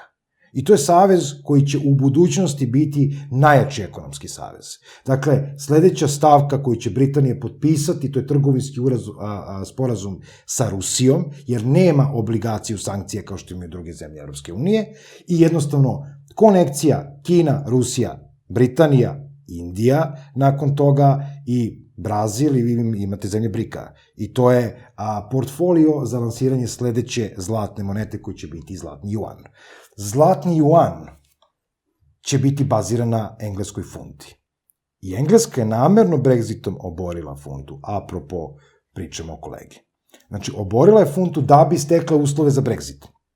Škotska nikad se neće odvojiti od Britanije. Jer Škotska je poput Crne Gore. Ona ne može samostalno da funkcioniše, bez obzira na količinu obradivog zemljišta. Znači, mi imamo vrlo zavisne zemlje. I manje više su sve zavisne. Ali u ekonomskom smislu Crna Gora je odigrala jedan potez dokle god su mogli da drže, da nemaju ni jednog zaraženog, oni su držali. U ovom trenutku to se malo otrglo kontroli u smislu ta kao prva 2 slučaja. Nisu nam prva 2 slučaja. Imali su oni preko 40 slučajeva. Samo što su to krili od javnosti. Zašto? Jer to je država koja živi od turizma. Vidite šta se desilo u Hrvatskoj. Znači, Hrvatska je potpuno, turistička sezona je ubijena. Ne postoji. Samo što Hrvatska ima druge izvore finansiranja. Hrvatska država je zbiljnija nego Crna Gora. Mogu Crnogorci da se ljute koliko hoće, ali de facto i de jure je tako. Turizam u Crnoj Gori još uvek nije potpuno otkazan. Vidjet ćemo dok se ova situacija raščisti, moje mišljenje da će biti raščišćena potpuno negde 21. 22. maja, da ćemo imati vrhunac ove pandemije, tako reći, 15. aprila, znači negde oko polovine aprila, baš između katoličkog i pravoslavnog Božića, i nije ni to slučajno, znači to se namerno projektuje, zna se koliko je potrebno da se inkubira, odnosno da se izvrši inkubacija virusa, i smatram da će ovo vanredno stanje koje mi trenutno imamo na snazi u Srbiji, ukoliko potraje sa ovim merama ili još oštrim merama naredne 3 nedelje, eskalirati u ozbiljan sukob. Znači, neizdrživo je. Vi ćete imati ljude koji sede kod kuće, imate te jadne penzionere koji jednostavno smeju da izađu na ulici od 4 ujutru do 7, u neke prodavnice vrlo ograničene za njih, to me podsjeća na neko vreme nacizma i fašizma, gde ste imali određene prodavnice, ili čak onaj period vladavine SSSR-a, gde su Rusi imali svoje prodavnice, a stranci su trebali da kupuju nekim drugim. I onda imate još jednu besmislicu trošenja para, a to je čišćenje grada tokom noći koje se zasipa hlorom. Zamislite, mislite da hlor može da uništi, da ono gde je ljudska ruka dodirnula sve, to će hlorom da se dezintegriše. Pa nema šanse. Znači, to ne postoji naučni dokaz za tako nešto. To su sve prividne mere. Znači, ovo sad trenutno što se radi, ići će ka tome da običan građanin sedi zatvoren u 4 zida, da jednostavno gleda medije koji mu lansiraju određene priče, i u jednom trenutku ćemo ukinuti struju. Zato što će biti previše potrošnje struje. Jer ako mi nismo na polju, nego sedimo unutar određenih zidova, mi stalno trošimo, znači, kroz neke električne uređaje i tako dalje. Ako dođe i do restrikcije struje, pa će vam reći, ne, mreža preopterećena, ajte sad malo od ponoći do 5 ujutru vam ne treba struja. Pa šta će se desiti sa onim zalihama koje ovaj narod poslednje novce ili poslednji kapital dao da kupi neko meso, da stavi u zamrzivač i tako dalje. I to će propasti. Mislim, ja moram da kažem da je to stupidoidno, sama činjenica potreba za tolikim resursima. Da idemo da kupujemo meso, ulje, brašno, šta ti ja znam. To je stupidoidno. I to je manjkavost i mehanizam ovog naroda, koji je neobrazovan, koji je neinformisan, koji je dezinformisan putem ovih medija na kojem se vrše određeni eksperimenti, i jednostavno i koronavirus, između ostalog, jedan od eksperimenata na koje smo mi pristali. Dakle, administracija ove države na to pristala. Ili ih niko nije ni pitao. A sad smo stani pani. I to je ozbiljan problem. To vam je dokaz da je ova država apsolutno zavisna. Da ova država nikako nije nezavisna, bez obzira što ima svoju monetu, bez obzira što nije član Europske unije i tako dalje. Mi smo okruženi NATO zemljama, okruženi smo zemljama Europske unije, okruženi smo sa svih strana, i prosto mi moramo pristati na te vrste ustupaka, zatvorimo gradove, ajde pustimo sada nešto tu prođe, mimo očiju javnosti, što manje ljudi da vidi, najbolje da se ne vidi šta god da je. Ja ne znam šta je. Neko priča o kopnenoj invaziji američke vojske. Mislim da je ta priča besmislena, ako žele to da urade, oni imaju svoje kancelarije ovde. Mislim da je više da nešto prođe, da ne bude vidljivo. Ali ne znam šta. I to odgovara i tim astrološkim aspektima. Taj retrogradni Merkur koji je opet napravio sve ovo, u jednom trenutku sad prolazi svoju senku, dakle ide kroz znak riba, koji je znak koji predstavlja tajne, između ostalog, i definitivno će se u narednih 10 dana to što treba da prođe ovde proći će. To je sigurno. Gospodine Petroviću, vi ste baš o ovoj temi, o migrantskoj krizi napisali rad. 7 radova sam objavio u međunarodnim časopisima i kod nas, a sad treba da izađe knjiga sa koautorom Rajkom Bukvićem na temu, dakle, u izdanju dakle, ovde u Srbiji, treba da izađe kao kruna. Izvinite, prekinuo sam. Uglavnom, kako komentarišete ovu krizu na tursko-grčkoj granici? Naime, Erdogan je pustio migrante. Zašto je Erdogan odlučio da pusti migrante? Pa evo, ja sam prosto, mislim, kao profesionalac, 3 godine sam objavljivao 3 toma, svake godine po jedan tom, Kraljevina Jugoslavija SSR, to mi je bio ova doktorat objavljen kod Dubije Dimića, i onda sam paralelno sa time specijalizovao jednu temu sa kojom mogu da nastupam, modernu temu, na skupovima međunarodnim, domaćim, pošto radim jedan ogroman rad, znači toliko. Ja sam izabrao migrantsku krizu u Evropi. I objavio sam 7 radova... Uglavnom, zašto je Erdogan pustio migrante? Ovako, vidite, od 2012. 13. dolazi do ubrzanijeg priliva migranata. Migranti postoje, znači njihov nukleus su evropske kolonijalne sile. Naročito su bili traumatični trenuci kada su došlo do dekolonizacije, jer su čitave pomoćne trupe, recimo u slučaju francuskog Alžira, Harki, njih je bilo između 40 i 60 hiljada, koji su služili francusku vojsku, pomagali i došlo je do dekolonizacije, oni nisu smeli da ostanu tamo, jer će biti streljani. I sad koliko oni imaju porodice, pomnožite, to je nekoliko stotina hiljada ljudi koji su došli, a već imate nekoliko stotina hiljada koji su ranije dolazili da studiraju iz ekonomski, kao ženili se, živeli i tako dalje. I to se onda povećavalo. I to je jedan proces. I pošto su te države imale vrlo labave, odnosno liberalne socijalne mere, onda on dovede brata, sestru, strica, oni tu ostanu neko vreme, dobiju vizu, radnu vizu, onda ostanu za stalno, onda se ožene fiktivno ili udaju za Francuza ili Belgijance i tako dalje. I to je stalno raslo. Plus imaju visoki prirodni priraštaj, domaće evropsko stanovništvo nema. Drugo, oni su se povećavali, ja kad sam bio u Amsterdamu prošle godine, vidio sam demonstracije levice protiv bilo kakvih restrikcija za njih i veliki broj Holanđana, mislim, sa crvenim kosama, prepoznatljivo izgledaju, koji su primili islam. Oni su primili, znači, ta zajednica se šire, dakle, velikim prirodnim priraštajem, liberalnim merama da mogu da dovedu familiju, koja dođe neko vreme zajedno, pa posle dobiju papire, pa onda mešanim brakovima i primanjem islama. Dakle, to su procesi, vi sad kad izračunate koliko je to su stalni procesi. I sad, to je tako trajalo decenijama. I stvorila se, mi znamo, u Francuskoj, kad odete u metro u Parizu, ja sam bio 11 dana u oktobru u Parizu i Versailles, u metrou, veliki deo populacije su ljudi koji nisu Francuzi. Na svakog 15. dolazi jedan Francuz. Pa, dobro, sad već, mislim da je malo preterano, mnogo je više u Briselu. Kad sam bio 8 dana u Briselu, to je stvarno neopisivo. Bio sam sa Metanojem, Metanoje je to snimao i stvarno, ima neverovatno mnogo, ali evo da se vratimo sada ovde. Dakle, to su procesi koji postoje i njihova društva su, pored toga, ekonomski za najniže poslove uzimali njih. A plus koliko je njih kao mafiozi i šverceri dolazilo ilegalno, i 70-ih, i 80-ih, i 90-ih.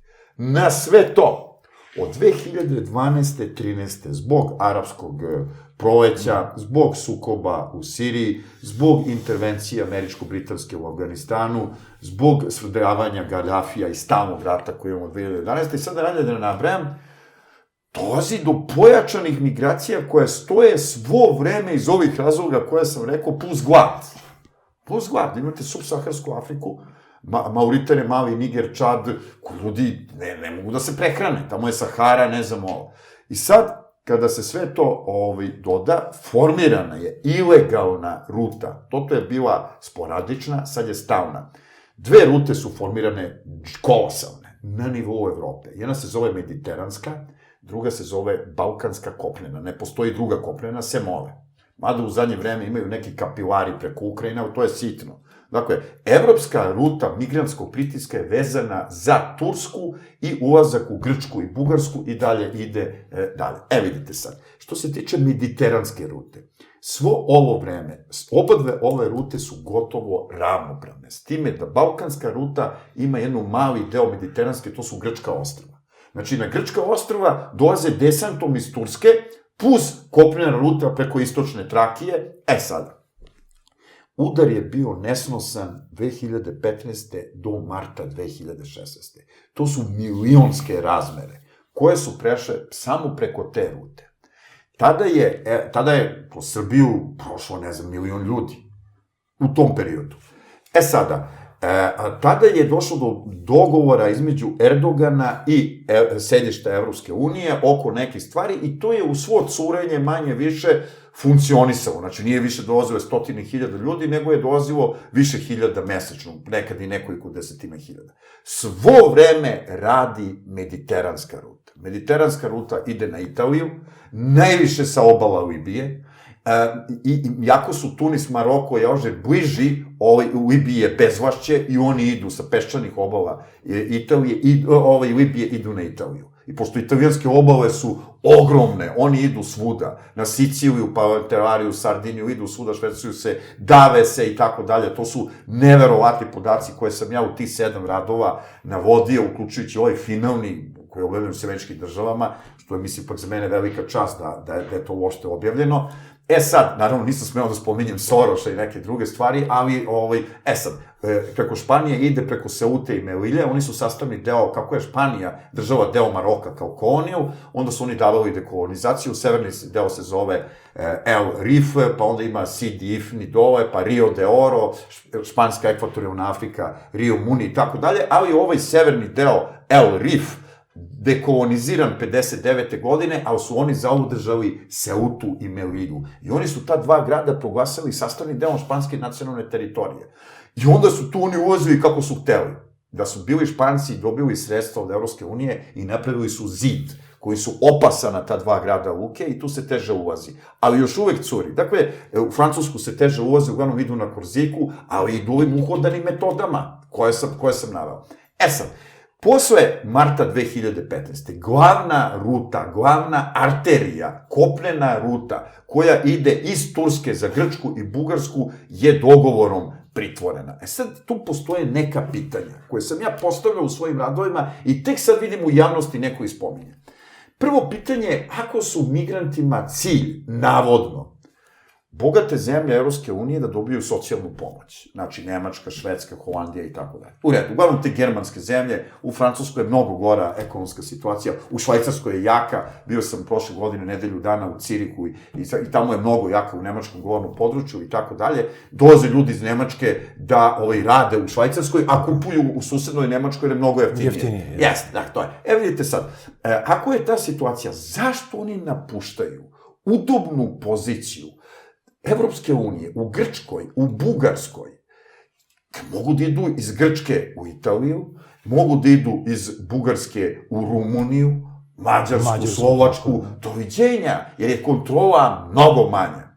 Zašto oni ulaze u Srbiju i Makedoniju? Kad je najbranjenija granica u Evropi, insistiram, između Srbije i Hrvatske i Srbije i Mađarske po migranskom pitanju. Što bi oni ušli tu? Oni imaju, dakle, neku mapu puta. Jer, da mi odgovorite drugo, oni su ogromnom većinom muškarci.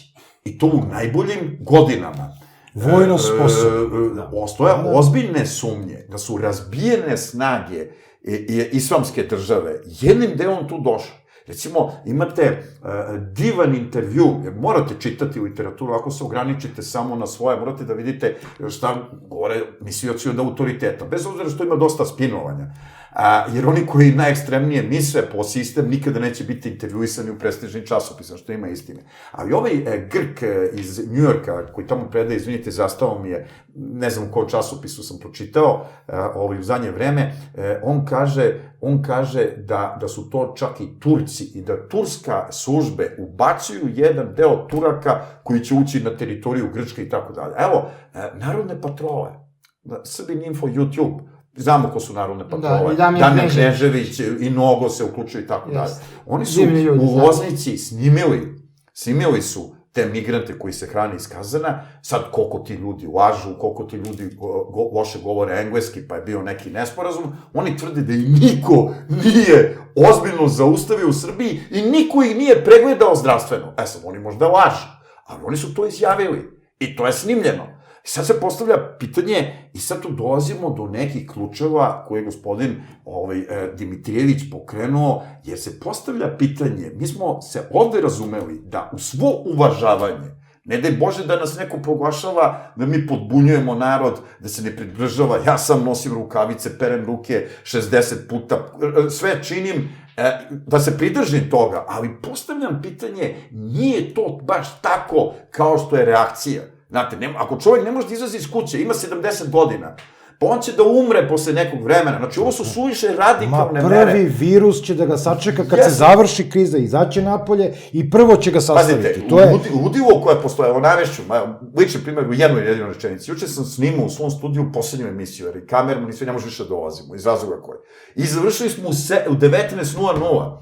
I ja sam bio na Slaviji u 19:05 i išao sam od Slavije. Ne jedan autobus nije radio, odgovorno tvrdim, u Kneza Miloša. Bili smo u 19:10.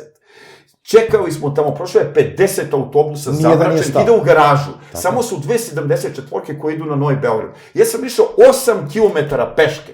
Išao sam i zaustavio me policajac, evo da kažem. Znači, ja sam ušao u policijski čas, ne svojamo, i nas troje išlo, bilo nas je mnogo, išli smo peške, neki ljudi idu do železnika, ja ne znam šta je sa njima. Ja sam došao do Banovog brda i zaustavio nas je dole u onoj maloj ulici, Porfirije Krajić, jedan automobil gde se pojavio jedan muškarac, kaže, vidite, policija, sada je 20 do 21 sat, pregazili ste 40 minuta, zašto to radite? Ja kažem, poštovani gospodine, 90 minuta idem od Slavije peške. Znači, imamo s jedne strane odredbe koje su vrlo diskutabilne, a sa druge strane se ne vodi računa o građanima. Pa kako je moguće da nema ni jedan jedini autobus da ide kroz Kneza Miloša, najfrekventniju ulicu, i pokupi ljude koji su zaostali... Od sutra nemate uopšte autobuse.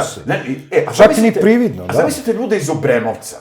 Čovek, žena jedna ne može da hoda, ukočilo je. Sad treba tu da padne. Mi smo teli da joj pomognemo. Pa ste, ovako, ako mogu, samo da takve čudne se stvari, i samo da dodam jedno, ima mnogo stvari, da se ne bi raspravio, ima jedna interesantna stvar. Kako je moguće da se u vreme totalne, da kažem, jedne, čak ne mogu da kažem histerije, ali jedne ipak psihoze koja se javlja u svim zemljama oko koronavirusa, manje više u svim zemljama, jel? Kako je moguće da Sjedinjene Američke Države nisu odustale od vojne vežbe, i tu bi preporučio tekstove gospodine Ljube Karana u najnovijem pečatu, da ispode ovde da reklamiram ljude, znate, ja moram kao naučnik da navedem, da pročitaju i da, literaturu, naravno, jer to su neke stvari od danas do sutra, ne mogu da saznam iz naučnih časopisa, znači morate iz medija, koji pravilno navodi, ja sam vidio i na nekim ruskim portalima i na nekim francuskim, odvijaju se najveće, a vi to znate, Tešo, znaš Tešo, mislim, znate, to nije tajna, ne govorim sad nešto, ne znam šta, odvijaju se najveće vojne vežbe NATO-a sa 50.000 vojnika Sjedinjenih Američkih Država, 20.000 je došlo iz Amerike, vojnika, 14.000 su pomoćne logističke snage i trupe koje se nalaze u samim evropskim državama, pre svega u Nemačkoj i Poljskoj, 50.000 američkih vojnika, plus nekoliko desetina hiljada iz Evrope i neki iz Kanade, će održati od 20. aprila do 20. maja 31 dan i 31 noć manevre između ruskih granica, na teritoriji Estonije, Letonije, Litvanije, Poljske, Istočne Evrope, uključujući Bugarsku i Rumuniju. Pazite, zar to nije neverovatno? S jedne strane imamo iz globalističkih medija, a evo da se razumemo, Novi Standard je objavio kao crni primer teksta Peščanika, koji je izvesnog Ivice, ne znam kako se preziva, koji pospešuje histeriju, da ćemo svi izginuti Znači, s jedne strane, a s druge strane nije problem 80.000 vojnika i kolike su pomoćne snage za logistiku, da se ishrane, da dobiju provijant, opremu. To je znači nekoliko stotina hiljada ljudi može da dođe i da se tu kreće i nema problema. I oni nisu hteli da odustanu. Znači, pazite, ja pratim znakove pored puta i znakovi su čudni. Dakle, ako mogu samo 3 rečenice oko migranata, ključne za Srbiju. Postoji faktor A, B i C i svaki faktor je za brigu, za Srbiju. Faktor A su migranti u Srbiji. Na osnovu dostupne literature na teritoriji Srbije, dakle, zvaničnih podataka, komesarijata i svega ostalog, mi imamo oko 7.000 migranata već nekoliko godina, nekad ih je 5, 6 do 7.000 zvanično. pretpostavka je da je taj Puta broj 3. nešto viši. Gospodin Nogo se usudio kao narodni poslanik u emisiji Srpska priča, ne, TV Slavija, da kaže da ih ima po njegovom, pošto je u narodnim patrolama, ima papire, on tvrdi da ih ima više od 25.000. Ali u svakom slučaju, taj broj je bitno veći od tih 7.000. Idemo dalje. Imamo migrante u zapadnoj Evropi koji dolaze, izguravaju se ovde. Pazite, termin izguravaju. Kada idem za Banja Luku na državnu televiziju, meni kaže šofer koji ide 3 puta nedeljno tu, kaže, pogledajte kod Bosuta, u močvari, 3 reda žandarmerije, policije, Hrvatske, čekaju migrante, ne daj Bože da im uđe i bacaju. A sa naše strane, od Šida, imate sušenje veša, veliki broj migranata, Disneyland. Znači, oni ne dozvoljavaju da neko uđe. Kad sam išao u Rumuniju u novembru, sad, video sam svojim očima u Vršcu, kad smo čekali autobus da nas odvede tamo, veliki broj migranata tu na stanici koja je polumrtva, dolaze sa različitih strana i ulaze u autobuse za Beograd po 50-60, onaj šofer vozi, neverovatno, a kad smo ušli u Rumuniju, čekali smo sat jer su rumunske vlasti primetile u jednom autobusu jednog migranta. Šta zaključujemo? Druge zemlje se plaše migranta kao kuge. Izvinite na izrazu. Mislim, možda sam, ali tako. Orban i tako dalje. A ovde kod nas je u najmanju ruku Hyde Park. Predsednik države govori čak ono javno što smo mi na naučnim skupovima imali, o čemu se govorio da su pojedine kolege visoko pozicionirane u Ministarstvu spoljnih poslova, a inače kao mi doktori za međunarodne odnose, govorili kako ćemo, i ja sam naveo, to je bilo na skupu Zara, mislim, koji je otvorio Dačić 2018. u septembru, sasvim čovjek ozbiljno rekao, čovjek od velikog uticaja, ja nemam uticaja, radim, mislim, napiš i tako dalje, on kreira politiku, znači na fonu je državnom, kaže, pa mi ćemo taj problem sa negativnim prirodnim priraštajem, odvojenom stanovništva, moći da rešimo sa migrantima. Rekao čovek javno tu. Ali pazi, sad to govore državni funkcioneri. To je rekao i gospodin Vučić. Pazite, znači, oni čak kažu da je to jedno od rešenja. I sad da završim. Znači, imamo te migrante koji dolaze iz Evrope, A, B, C kategorije. Prva kategorija je takozvano izguravanje. Šta to znači? To znači da migranti koji se nalaze legalno na teritoriji Hrvatske i Mađarske se dovedu, dobiju šamare i udarce i bace se na teritoriji Srbije. To te zemlje rade. To znaju i naše vlasti i to je nešto izuzetno nekorektno, međutim oni to rade. Ja nisam siguran da naša vlast je jednog migranta izbacila tako u Makedoniju i Bugarsku. Ne verujem, pošto nije takva atmosfera. Drugi deo migranata se vraća putem bilateralnih sporazuma. Kada sam bio u Parizu, a to se potvrdilo, tamo je u medijima objavljeno da je bivši ministar unutrašnjih poslova Austrije izjavio ono što svi znamo i što je objavilo na sajtu Dosta je bilo, da je postignut tajni sporazum sa rukovodstvom Srbije da se migranti vrate koji oni škartaju, znači kriminalci, opasni za alkoholinu, oni neradnici, vraćaju se u Srbiju. To niko odavde nije demantovao. On je to možda izjavio da bi dobio poene na unutrašnjoj sceni. Ali molim vas, vi treba da reagujete. Sljedeći faktor je gotovo sigurno od Đorđevića, ministra za socijalnu politiku, potpisan Marakeški sporazum. To je samo preporuka. Ali Marakeški sporazum koji ima, to nisu hteli da potpišu ove zemlje i zemlje Višegradske grupe. Zašto smo mi potpisali? I najzad, gospodin Nogo kao narodni poslanik već duže vremena iznosi teoriju da je potpisan čuveni Dublinski sporazum. Dublinski sporazum, evo sam završao za jednu rečenicu, ali mislim da ovo jako važno. Ne, jako je važno. Ja se bavim činjenicama i vidite, citiram, zato što ne smem da kažem nešto, prosto mislim, držim mi kredibiliteta, drugo, kako su vremena, možeš i da, i svako. Tako da se držim činjenica, on je izjavio, pazite, Dublinski sporazum mogu da potpišu samo članice Evropske unije. I s te strane se postavlja pitanje da je gotovo nemoguće da smo ga mi potpisali. Ali šta je moguće? Moguće da se potpiše na nivou eksperata kao preporuka potpisanog Marakeškog sporazuma. I na taj način se pravno, pozitivno izbegava ratifikacija u parlamentu. Ja mislim da bi organi sad, na sve to što postoje, imamo faktor 3, znači imamo migrante u Srbiji, imamo migrante u zapadnoj Evropi koji se mogu vratiti na različite načine, da ne govorimo ponizan odnos naših vlasti zbog puzanja ka Evropskoj uniji od samog Brisela, i najzad imamo faktor 3, a faktor 3 su migranti u Turskoj koji se puštaju, kao kad se pušta krv, pa pusti jedan maz, pustili su nekoliko desetina. Vi smo videli, samo što sada Brisel reaguje. I jedno pitanje. Ako sve zemlje u regionu kao obsesiju imaju izbacivanje migranata, mi znamo da je Višegradska grupa odbila da primi simboličan broj migranata samo da se solidariše sa Grčkom ili sa Italijom. Evo sad je Nemačka odbila glatko sa Tasosa mali broj migranata kao pruženu ruku Grčkoj i Evropskoj uniji.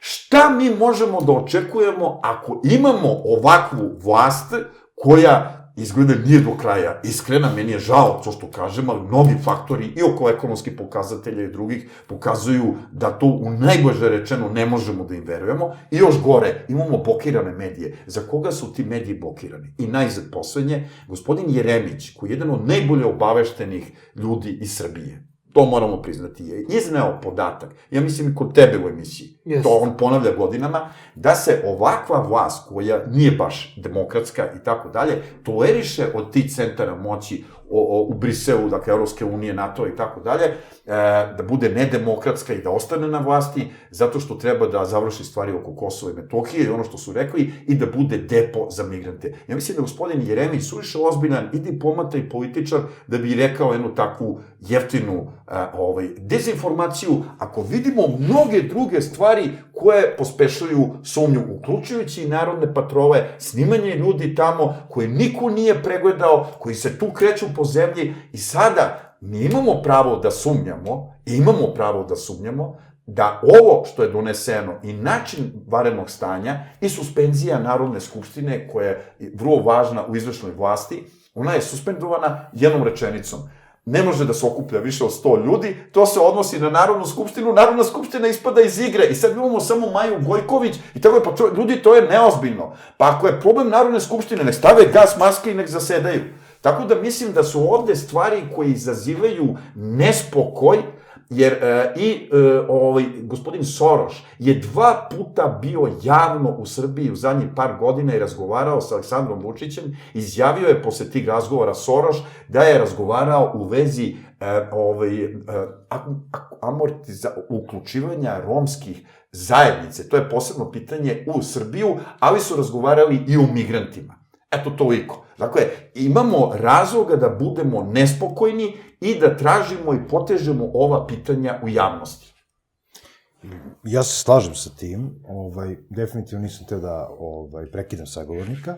Imam tu određenih digresija bezbedonosnih koji bi možda valjalo istaći, iako nam je tema najpre koronavirus, ali okej. A što se tiče migranata, njih je dakle sigurno trostruko broj koji je prijavljen. Ono što je problem je što su oni prijavljeni u Srbiji.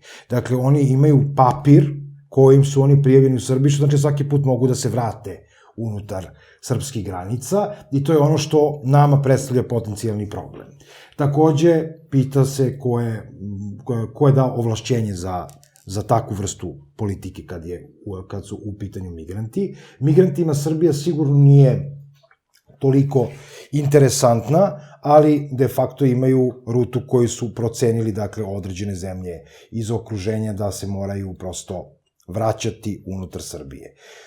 Što se tiče same migrantske krize, ja opet ću reći da je blizu 50.000 migranata nestalo u Srbiji, što je neka vrsta parapolitike koja se vodi isto tako ovde. I pitanje je gde je nestalo, to se ne zna, ali praćenje ulaza i izlaza dobijemo jednu cifru od 50.000 koja jednostavno nestaje, odnosno negde se asimiluje unutar Srbije, da li ostaje ovde ili nekim kanalima izađe, pa se ne zna da su izašli, to ne možemo da procenimo u ovom trenutku. Moje pitanje je po pitanju čitave ove krize, a ko će da odgovara za izazivanje panike? Znači, mi u ovom trenutku imamo panike na ulicama Beograda, Novog Sada, Niša i tako dalje. Ko će, gospodo, da preuzme odgovornost za širenje i izazivanje panike? To je krivično delo. Hoće to da uradi premijerka? odnosno premijer, jer to je funkcija, će da uradi predsednik Republike Srbije. Pa ne, zato što je vanredno stanje. A širenje panike se ne odnosi na politički i državni establishment i na rukovodstvo kada je vanredno stanje. A sama činjenica da se ovo sve tako hermetički zatvara, da sutra ćete imati, nemojte da izlazite iz svoje mesne zajednice. I to nije, prvo će biti da je nepreporučljivo, a posle će biti zabranjeno. I to je opet širenje panike. I držanje naroda unutar 4 zida, što je jednako nekakvom kućnom pritvoru. Ili nekakvom zatvoru, samo na nogice da nam stave svima i da imaju potpunu kontrolu kretanja svakoga i da jednostavno mi onda imamo jednu policijsku državu koja je zapravo policijska država. I ovo jeste policijska država, samo što bez onog država. Znači, policijska tvorevina i imamo problem te državnosti. I šta god pričao predsednik Vučić na određenim medijima i šta god pričali neki drugi unutar ove vlasti, iskreno smatram da neko mora da odgovara za širenje panike među javnosti. Jer mi nemamo te slučaje, znači mi imamo 140 zaraženih u ovom trenutku, prijavljeno 140 zaraženih. Od toga je masa onih koji su došli iz inostranstva. Dakle, pričamo o nekoj dijaspori koja je ipak došla ovde. Pritom, na aerodromu Nikola Tesla, vi poslednjih 10 dana imate da Cirih ne sleće, nemate nikakve informacije. Odete na ciriški aerodrom i vidite kako je poleteo, sleteo, U-375, U-370 i tako dalje. Vi možete da ispratite ceo taj deo, a ovde nikako nisu normalizovani letovi. Sada su zatvoreni komercijalni letovi, od juče, ali pre toga niko ništa nije rekao. Dakle, mi imamo 145 slučaja, imamo jedan smrtni slučaj, koji, koliko sam ja upućen, radi se o hroničnom bolesniku, bez obzira na godište, dakle 59 godina iz Kikinde, i jednostavno nemamo situaciju da zatvaramo hermetički gradove i prosto građane unutar stanova i da jednostavno širimo paniku na način korona je maltene svuda. Mi nismo Italija. I potpuno besmisleni aplauzi u 20 časova. Izvinite, kome vi aplaudirate? 6 do 10 medicinskih radnika ili 15 koji će da obsluži 140 ljudi ili 80 do pre neki dan. Druga je priča Italije, druga je priča Španije. Tamo je jako mnogo bolestih, jako mnogo zaraženih, jako velika smrtna stopa i tako dalje. I tamo je ozbiljna situacija. Mi ovde da budemo plagijatori onoga što se dešava, čisto da bismo samim sebi dali podršku, ja nisam za to. Ali da, slobodno, kogod hoće nek nastavi sa tim aplaudiranjem, meni za to nema smisla. Znači, ja ne vidim smisao u tome. Ne bi pre video smisao u nekakvom drugačijem organizovanju, koje može biti bilo šta. Može biti čak i simpatično. Ako je već do dizanja morala. Dakle, jer to je aplauz koji je upućen, ti građani aplaudiraju sami sebi. Nikakvim medicinarima oni ne aplaudiraju. Nego je to, eto, tu smo zajedno, gledam komšiju s terase, 2., 4., 5. sprat, ajmo komšija aplauz, još ćemo i himnu da zapevamo, isto nalik Italijanima. To je potpuno besmisleno. Ali, opet postavljam pitanje i posljednji put ću postaviti ovde u ovoj emisiji, ko će da odgovara za širenje panike? Gospodine Dimitrijeviću, takođe jedan od glavnih žarišta trenutno koronavirusa je Iran. Ono što je zanimljivo u vezi Irana, što za razliku od ovih zemalja, tamo je zaraženo dosta ljudi iz državnog vrha, više ministara, 20 članova parlamenta, i što je jako zanimljivo u skladu sa ovim teorijama koji ste govorili, jedan od prvih preminulih u Iranu je bio bivši iranski ambasador u Vatikanu. Tako je. Kako to komentarišete? Pa, Iran je u ovom trenutku potencijalno novo žarište. Znači, imali smo Siriju, imali smo Libiju, Sirija je još uvek aktuelna kao žarište, ali polako jenjava, da kažem da su iscrpeli resurse, uništili šta je trebalo uništiti, sakriti i tako dalje. Imali smo Libiju, svrgavanje Gaddafija, koje je takođe kolega Petrović spomenuo sada. Imali smo još nekoliko republika kao što je Irak, između ostalih, sad imamo Iran. Iran je sledeća i jedna od 3 slobodne zemlje, ajde uslovničeno slobodne od strane i cionista i jezuita, s obzirom da znamo da tamo bio šah, pa ajatolah, pa na koji način je Iran koncipiran, i da će svakako u narednih par godina tamo se desiti određena vrsta infiltriranog sukoba, odnosno teledirigovanog sukoba, opet će biti neka optužba za proizvodnju nuklearnog, fantomskog, biološkog oružja. Ne bi me čudilo da, recimo, kroz Sjedinjene države dođe optužba da je Iran lansirao koronu, pa da im se otela kontroli, pa tako dalje, što nikako nije tačno, ali s druge strane ono što je de facto treba sada poraziti Iran, jer Iran je, bez obzira što je zatvorena država, ona je ozbiljna sila i ona je muslimanska država, ali jednostavno i dalje sa određenim resursima koji su interesantni kako britanskoj kruni, tako i Sjedinjenim Američkim Državama, koji je poltron britanske krune i uvek je bila, mislim, imamo faktor koji je takozvani rezidual faktor u odnosu na Sjedinjene Američke Države, imamo Kanadu, koja je zemlja Commonwealtha, onda imamo, recimo, Australiju, Novi Zeland, Maltu, koje takođe su kontrolni faktori sve zemlje Commonwealtha. Ne bi me čudilo da jedno 7-8 zemalja Commonwealtha izađe iz Commonwealtha da bi se stvorila ajde kažemo, sigurnosni ključ za Kinu, Rusiju i određene zemlje koje treba da pristupe tome, i to će biti ta nova platforma zemalja BRICS-a. Iran, kao Iran, mora da nestane u ovom sistemu koji sad postoji. Kao što je prosto nestala i Sirija i Libija, one postoje kao, ajde kažemo, teritorijalno i prosto kao nekakve države pod protektoratom. Mislim da će Iran strefiti upravo to i da će u nekim narednim godinama izbiti onako ozbiljan rat na teritoriji Irana, i onda sledeće ostaje samo Severna Koreja. To je to. A zbog čega je Iran baš na meti? Šta njima smeta u vezi Irana?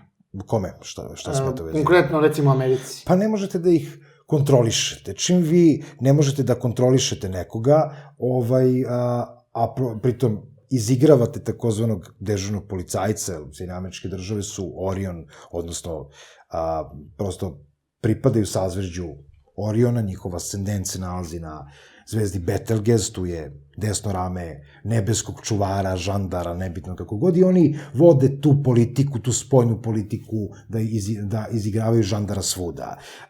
Ako prosto nemate pristup određenoj teritoriji, ona je za vas problem. Sjedinjene Američke Države, kao ni Britanija, kao ni bilo ko, nema pristup u ovom trenutku Iranu, odnosno određenim postrojenjima koji njih najviše zanimaju, određenim institutima gde oni ne znaju da li se pravi neka nova nuklearna bomba, ili se koristi možda hladna fuzija i fisija za koju oni nemaju formulu u ovom trenutku, ili se prosto proizvodi prašak za veš. Ali čim vi ne znate šta se tamo dešava, a imate pretenzije da imate šapu nad celim svetom, nad hemijskom industrijom, na bilo kojom vrstu industrije, na vojnu silu najviše mislim, samim tim vi morate da na neki način da uđete tamo. S obzirom da je faktografija ta, da je 14 agenata CIA u poslednjih 8 godina likvidirano u Iranu, što znači da njihov headquarter unutar Irana više ne postoji. Što znači da je problem za bilo kog agenta CIA, MI6, Mossada, nebitno, da sedi u Iranu, jer će po svemu sudeći biti prokužen i likvidiran. Znači, Iran je jedina zemlja koja će ubijati, odnosno likvidirati agente tajnih službi informisanja drugih zemalja, oni se ne likvidiraju. Inače, po tom nekom, ajde kažemo, pravu koje nije napisano, vaše je da ga obradite i stavite u svoju korist, dakle da prosto radi za vašu državu. A u Iranu jednostavno bilo koje prisustvo strane obaveštene službe jednako likvidacija. I to je to. Tako da, zato Iran smeta, jer nemaju informacije. Danas se ratuje informacijama, ratuje se na drugi način, dakle ne samo tenkovima ili nekakvim naoružanjem koje uključuje isključivo fizičku moć. Gospodine Petroviću, da li će možda ovaj koronavirus uticati na reizbor Trumpa? Mislim da dolazimo sad do ključnih pitanja, jer kažem, tu bi se isto složio sa nizom autora i u Ninu, u Pečatu i tako dalje, da je još uvek rano da možemo imati zaokruženu priču u vezi koronavirusa, kako je nastao, ko iza toga stoji. Naravno, neke stvari vidimo i sad mislim da se ipak orijentišemo na ne te glavne tokove koji postoje. Očigledno je da u Sjedinjenim Američkim Državama i Velikoj Britaniji postoje samo po dve političke stranke, koje manje više imaju konsenzus oko ključnih geopolitičkih pitanja. Tako da nekih velikih promena nema. Međutim, mi smo ipak svedoci, drugo, jako je teško u Sjedinjenim Američkim Državama. Imate divnu knjigu Balše Špadijera, predsjednički izbori u Sjedinjenim Američkim Državama, koji je on odbranio 1970. i poslije doradio kao knjigu. Imate, tada su bili s jedne strane, u tom periodu, protestanti, VASP, dakle, beli anglosaksonski protestant, koji je bilo, dominantno stanovništvo, uglavnom britanskog porekla, i sa druge strane ostalo stanovništvo, pa su čak i Italijani bili za demokratsku stranku. A republikanska stranka je više bila u nekom konzervativnom smislu. Međutim, vremena su se promenila i belaca je sad toliko malo da svi belci zajedno jedva mogu, i ova pobeda Trumpa, dakle, je u zadnjem trenutku, jer se toliko povećava. I zaista su se iskristalisale u zadnjih par decenija dve koncepcije, koje su ranije bile u naznakama. Dakle, iako je to monolitno približno. Dakle, u Sjedinjenim Državama i Velikoj Britaniji imate samo po dve bitne stranke i obadve su samo američke ili samo britanske. Dakle, tamo ne može da bude kao u Francuskoj američki kandidat ili u Nemačkoj američki kandidat, nego samo, i to su te zemlje koje dominiraju na svaki način, dakle, oni su na svom terenu sigurne. Uticaj stranih sila je beznačajan. Ta fama da je Rusija uticala na izbor Trumpa je više dekorativnog karaktera. Dakle, u SAD-u oni su na domaćem terenu. Vidite sad, ipak su se iskristalisale dve koncepcije.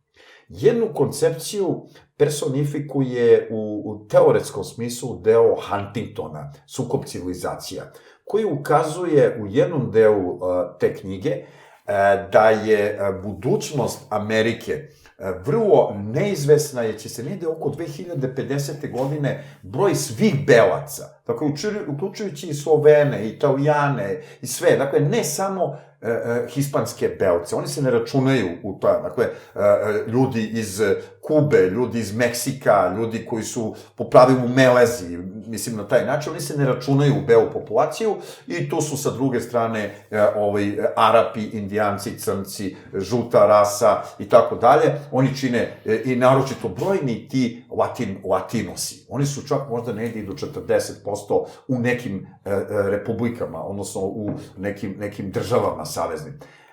A negde na jugu su čak dominanti kao Novo Meksiko, južni deo Kalifornije i tako dalje. I sad kada se uzme, ta koncepcija polazi da je za Ameriku bitnije, odnosno za njeno autohtono stanovništvo, koje pre svega anglosaksonskog porekla, belo stanovništvo, gde spadaju i Jevreji, ali to je jedna velika diskusija koliki je njihov zapravo uticaj. Da li su oni toliko dominantni ili neko stoji ipak iza njih. Vidite, dakle, to je jedna ta teorija koja kaže da se Amerika negde izoluje, uslovno rečeno, ne može da se izoluje, ali je tu politiku prihvatila republikanska stranka. I njeni najveći nosioci, dakle, ako u teoretskom smislu Huntington, u političkom smislu to su bili George Bush mlađi i naročito iznad svega Trump. Misli George Bush stariji?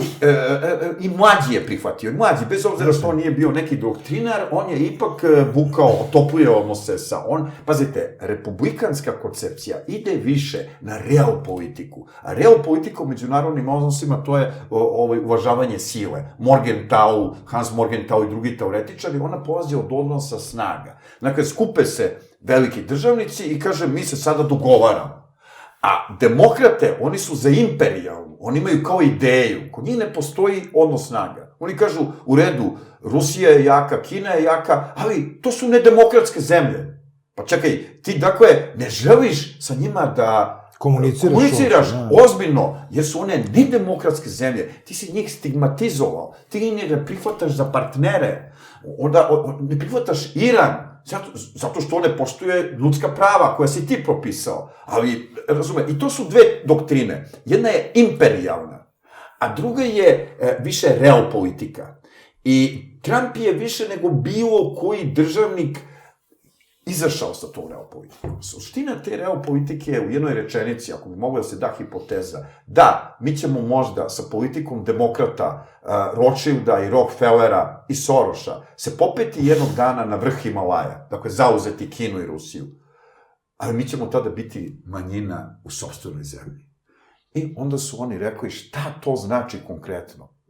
Vodite računa o svojoj zemlji, mi smo američke patriote. Znači, prvo, ne dozvoliti širenje Hispanjolaca i drugih naroda, kod nas ćemo biti vrlo brzo manjina. I personifikacija Trumpa na NAFTA sistemu, to je odnosno Kanada, SAD, Meksiko, jeste zid prema Meksiku. Gluposti su da je taj zid zbog droge. Gospodin Milan Vidojević, za koga bi se usudio da je verovatno po, ajde da kažem, moje mišljenje, najkvalifikovaniji teoretičar, ne samo u međunarodnim odnosima koji ulazi i ta konspirologija, odnosno ta tajna društva. Mislim, čovjek koji je najobrazovaniji, najobavešteniji, a mi se rekao, džabe najobrazovaniji, zaista ima impresivan fond informacija, praćenja literature, pisanja i tako dalje. Je naveo sada u intervjuima, pošto ja sve naravno pratim, znači da bi mogu da budem stručan, moram da pratim šta drugi bitni ljudi pričaju, a preporučujem njegov nastup na TV Slavi i ima ovo još jedan na Balkanskoj oštrici. On kaže sledeće, Trump nije glup i neobavešten, da zna da ispod zida sa Meksikom se postoje tuneli gde se dovlači droga na državnom nivou. I njegova reč da pravi zid prema Meksiku da bi se zatvorila droga nije vezan za drogu, već za Latinoamerikance koji tu dolaze. Prema tome, on, pošto ima tu politiku na svom kontinentu, on dolazi u koncepcijski sukob sa dubokom državom koju očitava pre svega Demokratska stranka i globalističke strukture, koje su upravo za migrantizaciju Evrope. Dakle, ne treba budemo naivni. Da su ovi procesi, zašto migranti dolaze u milionima ovde, zašto ne idu u Saudijsku Arabiju, Ujedinjene Arapske Emirate, Katar, Bahrein, Kuvajt, gde je njihova klima, njihov narod, njihova vera.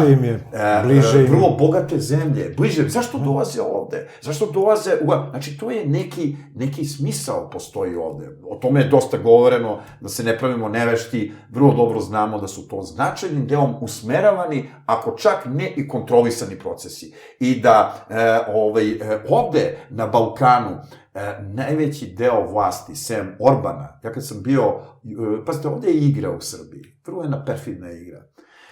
Slobodni su pod navodnicima za opoziciju mediji koje kontrolišu globalisti. A ja sad citiram nekoga ko to kaže. Ja citiram gospodina Radulovića, koji je bio kod mene u emisiji i rekao je ono što ja govorim, da smo mi okupirani. Ali gospodin Radulović kaže da smo mi okupirani od Evropske unije i Nemačke i od ove duboke države iz Amerike, dakle ne od Trumpa, i on citira ove medije. N1, danas, ja bih dodao Južne vesti, za koje kaže da su lažni ventil za opoziciju, jer to nisu čak ni američki mediji. To su, kako on kaže, a ja citiram za neke stvari, ljude, on je jedna vrsta neoliberala, i ako on to kaže, onda to ima težinu. Ajde, ja sam čovek proruski orijentisan, čovek kontinentalne geopolitike, patriota, i ja da kritikujem. I šta kaže za Južne vesti? On kaže za te medije, pre svega za N1 i danas, a ja dodajem i Južne vesti, kaže da su to globalistički mediji koji kritikuju čak i Trumpa. I da tamo nemaju pristupa ljudi koji dovode u pitanje neoliberalnu ekonomiju, migrantski pritisak, sve ono što uništava Evropu, jeli? Nego zapravo da oni etiketiraju te ljude. Evo, sada Al Jazeera etiketira gospodina Ivana Pernara da pozdravlja, evo ja to sam video, da pozdravlja sa Heil Hitler. A to je teška manipulacija, čovjek je ovako uradio potez. Znači, svi oni koji raskrinkavaju neoliberalnu ekonomiju i migrantski pritisak, oni su neofašisti, ekstremni desničari iz Hanđave mantre. Tako da, u Srbiji, ja kad sam bio sa gospodinom Maksimovićem iz Osla, u Južnim vestima dole i dao intervju, on pre svega kao čovjek iz dijaspore, član parlamenta srpske dijaspore, izabran, Oni nikad nisu objavili 2 sata našeg razgovora. Znate zašto? Šta su rekli? Zato što sam ja se pozitivno izjazio o Orbanu, a oni su finansirani javno, Južne vesti, koji su jedini opozicioni mediji na jugu Srbije. Oni su javno finansirani od Soroša i javno finansirani Baklja Slobodna Evrope radio iz Praga. Javno! Dakle, oni imaju zadatak da ne sme ni jedna reč pohvalna o Orbanu da bude. Ja sam rekao, pa dobro, objavite bilo šta od naših dvosa. Ne može ništa. Vi ste precrtani i, kaže, vima je zabranjen pristup, jer mi smo finansijski zavisni od njih. I grb Soroša i svoj dojem. Znači, koliko je to perfidno smišljeno. Ovaj drži sve medije, vlast drži sve medije, a opoziciji se stavljaju na raspolaganje globalistički mediji. I onda Boško Obradović, kad dođe tamo, njemu je ona Minja 500 puta uletela u reč i rekla zašto ne izlazite na izbore i tako dalje. Tako da ovde nema sunca za ljudi. Ne, čekajte samo malo. Znači, mi u Srbiji nemamo opoziciju. To je nešto što treba ljudi da prihvate. Znači, kakav Boško Obradović? To je prva stvar. Kakav Dosta je bilo? Znači, o čemu mi pričamo? Koji Đilas? To nije nikakva opozicija. To je real pozicija. Znači, sve te partije, svi ti takozvani lideri, oni su real pozicija. Oni su napravili čitav ovaj režim. I to mora da bude jasno. Medijski mrak u Srbiji, neko će reći gori nego za vreme Miloševića. Imali ste našu krmaču, ne znam, imali ste one neke demokratija. Pa, Studio B, evo ga, sad postoji, on je takav kakav jeste. Bio u vreme Miloševića. Bio je i u vreme Miloševića. P92 radio i tako. Tako je, bilo je i Radio Indeks, jeste, profesora Cekića, između ostalo. Ali, bez obzira i na to, vi u ovom trenutku nemate opoziciju, imate samo real poziciju. Znači, vi imate repozicioniranje postojeće pozicije. Šta će se dogoditi u narednom periodu? Mislim, ovi izbori koji treba da se dese, pa se neće desiti, jasno je sada, 26. aprila, desit će se kad prođe ova kriza, u septembru, oktobru, nebitno. Do tada će se i ta real pozicija napraviti. Ako ova garnitura nije u stanju da potpiše nezavisno Kosovo i Metohiju, odnosno da potpiše, to nije deo Republike Srbije, napravit će se onaj ko to treba da potpiše. I on će se izroditi tu. Takođe se nikako neću složiti sa time da je Vuk Jeremić ozbiljan političar. Ne, nisam rekao da on odlično informisan čovek, a nisam ulazio. Da je on odlično informisan čovek, on bi vrlo dobro znao šta da uradi na posljednjim izborima na kojima je bio kandidat za predsednika. On je tu odigrao katastrofalno. Takođe, on je čovek relativno mlad, obrazovan, ali mlad, postao ministar spoljnih poslova. To nikako nije valjalo za njega. I nikako nije valjalo ni za ovu zemlju. Tada pričamo o Tadiću koji je odigrao. Da, Tadić je izuzetno kompromitovan. Da, ali bez obzira i na to. Znači, mi u ovom trenutku nemamo opoziciju. Mi u ovom trenutku nemamo slobodne medije, nego imamo Petreusove medije koje mogu biti globalistički, s jedne strane, ali zato što je sve napravljeno unificirano, a pričamo o nekim polaritetima. To vam je slika Sjedinjenih Američkih Država, to vam je slika Britanije, to vam je slika bilo koje države gde vi imate dve jake stranke, dva protiv kandidata i jednostavno predsjednički sistem ili parlamentarni, potpuno je sve jedno, da vi imate unificiranu priču. Kada sam radio za NDI 2000. godina, meni je tada rečeno, u Srbiji je političko pitanje još uvijek na mestu broj 2. Prvo je šta ću danas da jedem, sutra je za koga ću da glasam i ko je kako opredeljen. I svuda je egzistencijalno pitanje broj 1. Amerikancima je pitanje za koga će da glasaju na 7. mestu. 7. ili 8. Pre toga ima mnogo značajnijih pitanja. Englezima na 13. Znači, to su države koje nisu ispolitizovane. Mi se sećamo garniture koja je bila za vreme Miloševića i tako dalje, da smo imali đake na ulicama. Imali smo đake koji su bili ispolitizovani. Ja sam tada bio isto tako u školi, dakle, išao sam u srednju školu, 3. Beogradsku gimnaziju, muzičku školu Stanković, i jednostavno svi su pričali o politici. Niko nije pričao o školi, o nekim drugim stvarima, sportu i šta znam. Svi su bili usmereni na to. A vi u Sjedinjenim Američkim Državama, vi to nemate. Znači, vi imate vrlo isprofilisane ljude i vrlo dobro se zna po ključu kad dolazi demokrata, kad dolazi republikanac, Trump je klasična marioneta, nikako se neću složiti sa Milanom Vidojevićem da on zna šta radi, on u ekonomskom smislu i u biznis priči zna šta radi i biznis model njegov je 2007. 2008. godine ocenjen u Kini kao najbolji biznis model i on je između ostalog bio u Forbesu, 2008. na naslovnoj strani, takođe imamo situaciju gde se Trump je čovek koji se bavi ekonomijom, znači on je čovek biznismen, on nije političar, ali je doveden tu iz jednog prostog razloga što mora da završi i tu priču tog zida sa Meksikom. Zid sa Meksikom mnogo je jednostavnije trgovina naoružanjem i narkoticima sa Meksikom ili sa bilo kojom južnoameričkom zemljom, kada to država kontroliše. Ako imate otvorenu granicu, vi nemate potpunu kontrolu. Vi ne znate šta se dešava između Meksika i Kalifornije, na primer. Vi ne znate, to je ogroman potez šta će, na koji način će kome pasti na pamet da krijumčari. Ovde nema krijumčarenja, ovo je legalno. I iza toga stoji država i nikom ništa. I tu je podeljen kapital. Znači, Trump ne zna šta radi. Trump radi ono što mu se kaže. I dokle god je tu da radi što mu se kaže, on će ostati na toj funkciji. Ista je priča i sa Vladimirom Putinom. Koliko god ovom narodu to smetalo, da je Medvedev i Putin, oni su, ne znam, Putin car, kakav car? Jako veliki eksponent upravo istih tih službi.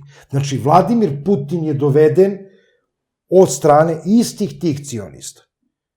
I mogu da pričaju raznorazni stručnjaci za Rusiju, kao što je recimo gospodin Dušan Dunđer, ili kao što su Milan Vidojević, ili već ne znam nijako da prosto Putin je taj koji drži Rusiju, koji oporavi Rusiju, nije tačno. Znači, Rusija je sve vreme kreacija istih sila. I neću se složiti sa time da je Britanija sila drugog reda.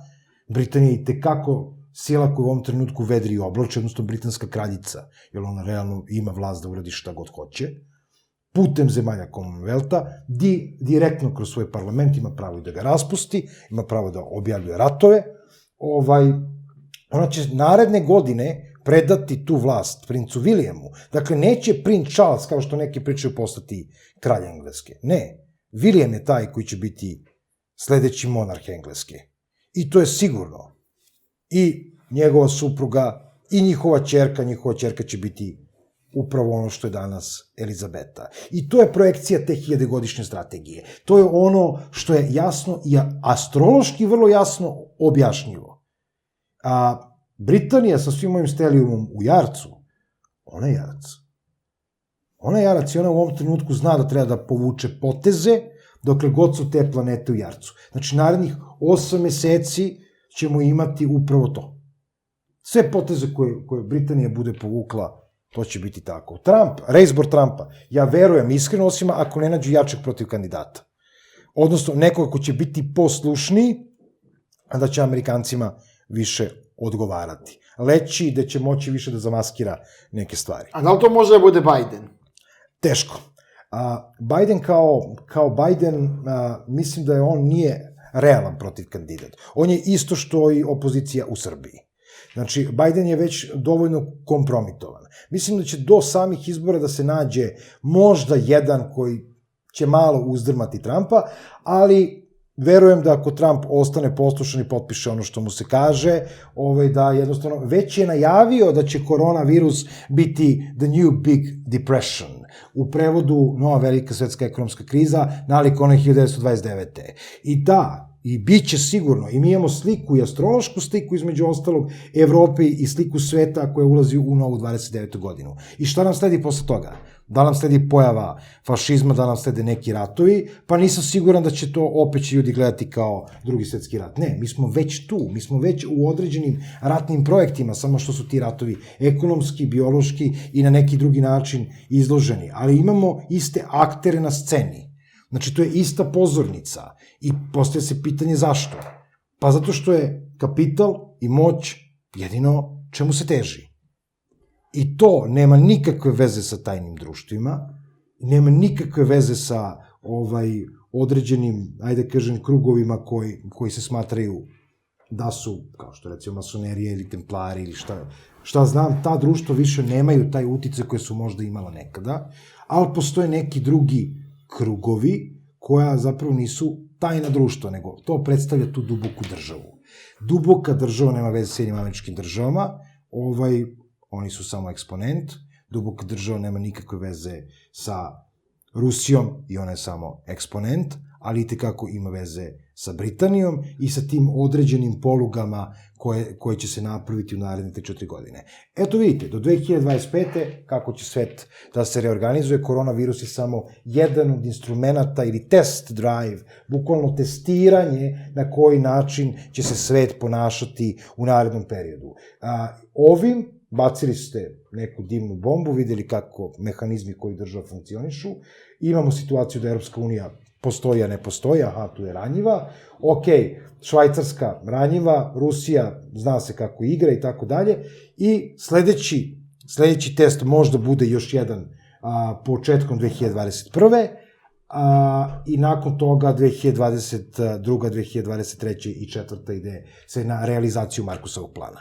Znači, kompletan Markusov plan i za Balkan bit će upravo to, realizacija. 2 rata na teritoriji Balkana, Srbija uvučena u oba, vrlo jasna priča nestanka Makedonije, nestanka Crne Gore, Republike Srpske, Bosne i Hercegovine, i to je deo Markusovog plana. Velika Hrvatska, velika Albanija, velika Srbija, i mi imamo ustanočeno stabilan Balkan za neki naredni poligon. To je to. Ako mogu samo da kažem u vezi Rusije, jer meni je to, kažem, ja sam izneo neke stvari, koncepcija koja postoje u Američkim Državama i nema sumnje da Trump ima podršku određenih struktura, ali iako nisam stručnjak za Američke Države, vidim da ipak postoji sukobi sa druge strane, da su Soros, deo krupnog kapitala, demokratska stranka, službe i tako dalje. Tako da, ali kažem, vidjet ćemo dalje. Ja sam, samo ako mogu nešto da kažem oko Rusije. Oko Rusije stvari su isto dosta složene iz razumevanja. Ja sam tamo i boravio 4 puta po 20 dana i bavim se time. Evo sad mi izašla knjiga jedna u nizu, Ukrajinska kriza 2013-2019. sa kolegom Bukvićem, objavio je institut i tako, odnosno kao i sve knjige, dakle one moraju da prođu tu komplikovanu proceduru, da date rukopis knjiga i da najjači stručnjaci u toj oblasti sa najvišim zvanjem moraju da daju recenziju i da daju specijalan formular koji je konkretno doprinos nauci, onda to ide na naučno veće vaše kuće, onda ide na konkurs u ministarstvo, tako da knjige sa grbom da su finansirane na konkursu Ministarstva nauke imaju posebnu težinu, mislim, baš zbog te procedure. I mi po pravilu treba da smo uzdržani. Kad sam bio tamo, ja sam čuo razne priče, da vam kažem. Čak postoji jedna priča, da vam kažem, jedan bivši dekan ekonomskog fakulteta, kad smo izašli prvi put, kad sam bio tamo i otišli na večeru baš sa Bukvićem, on kaže, mi smo okupirani, kaže, mi ne smemo da razvijemo naše određene grane i tako. Znači, ja sam se svašta naslušao. Da, Rusi kažu da su okupirani. Jedan čovek je samo rekao. Jedan čovek i neću da kažem, jedan naš prijatelj koji nije živ i tako. Znači, ima različite stvari. Ja sam delio na brodu sa rođenim bratom Čubajsa. Sam bio koji ima načelno drugčije stavove od njega i on mi poklonio njegovu knjigu. Mi smo svaki dan, to je zadnji put kad sam bio, zaključno sa 1. junom 2018. bio i kolega Pajović, koji ovde, mi smo zajedno delili smo sobu i Čubajsev rođeni brat je imao VIP sobu, veću nego rektor, i nekako je zapalo od tolikog broda, 3 palube, 1000 ljudi, da sedimo sa njim za stolom, Pajović, ja, taj naš prijatelj. I šta je mi rekao brat, pošto čisto podsjetimo, gleda da Čubajs je tvorac privatizacije Rusije. Jeste, njegov brat ima načelno drugčije stavove, ali isto okrivljuje Putina za sve grehove ovog sveta i on je držao javno tribinu tamo, tako da i kritikovao je Putina i tako dalje, na jedan umereniji način sama za stolom. Tako da u Rusiji ima različitog mišljenja, ali da vam kažem, ima ovako, šta mogu da kažem? Na osnovu, jako je teško ući do kraja u razrešenje pozicije Putina.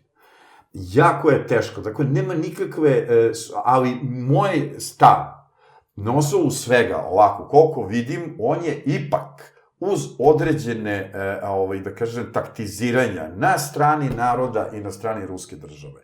Tako da jako je teško prihvatiti, verovatno neka igra postoji. Recimo, ja kad sam bio tamo 2017. u Moskvi, tad smo bili najduže u Moskvi, u svim novinama, u svim medijima, Medvedev je najumraženija ličnost u Rusiji. A sam Đuro Bilbija kaže, recimo, evo tu isto čovjek koji se bavi Rusijom i bio je tamo, kaže, ne znam zašto ga Putin drži. Dakle, uvek dođete u neki šorsokak i zašto je to tako. Sad, zato što je takav dogovor, znate. Da, vidite, jedna je činjenica da ruska država ide napred. Ali, recimo, sad se postavlja pitanje, jedno, ja sam pre 20 godina pisao u svojim radovima, u svojim knjigama da ruska država ako ne preduzme ništa po pitanju Kazahstana. Kazahstan je veći od 5 balkanskih poostrva i to je u stvari Južna Rusija, najveći deo Kazahstana, naročito do pustinje, to je Južni Sibir, to je tradicionalno ruska zemlja, naročito taj sever.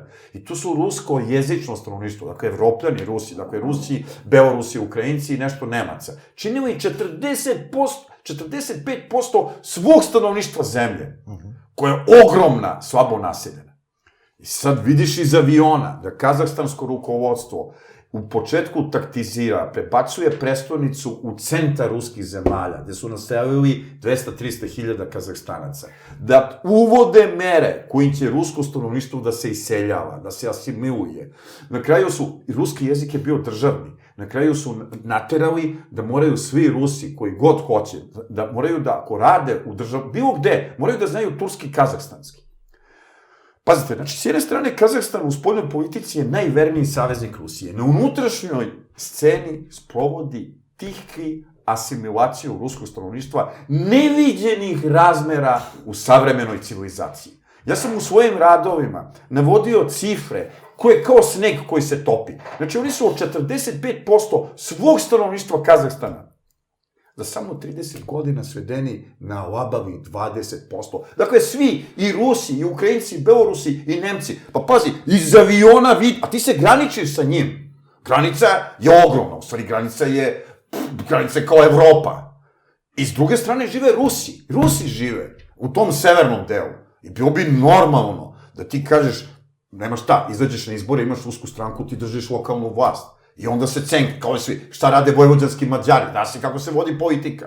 Ne, oni nisu imali svoju stranku, niko nije postavio pitanje autonomije. I šta rade Kazahstanci? Ukidaju, na kraju su ukinuli ruski jezik na novčanicama, a pre godinu dana su saopštili da posle 500 godina od kako su pismeni, a dobili su pismenost preko Rusa, da prelaze na latinicu, kojom nikad niko nije. Znači, očigledan je pravac iz aviona i ti ništa ne preduzimaš. Recimo, kolega Zoran Milošević je napisao, isto odličan poznavalac Rusije, on uglavnom ide u Belorusiju, napisao jedan tekst 2002. 2003. sa upečatljivim nazivom Razgon Rusa iz Kazahstana. Ja kad sam bio u Diplomatskoj akademiji Rusije, koji je centar ruske diplomatije, Akademija za obrazovanje kadrova, bio sam sa Pajovićem 2 puta, 2017. i 2018. I tamo smo imali naš referat koji smo izlagali. Usudio sam se da pitam njihove diplomate u pauzi u vezi Kazahstana.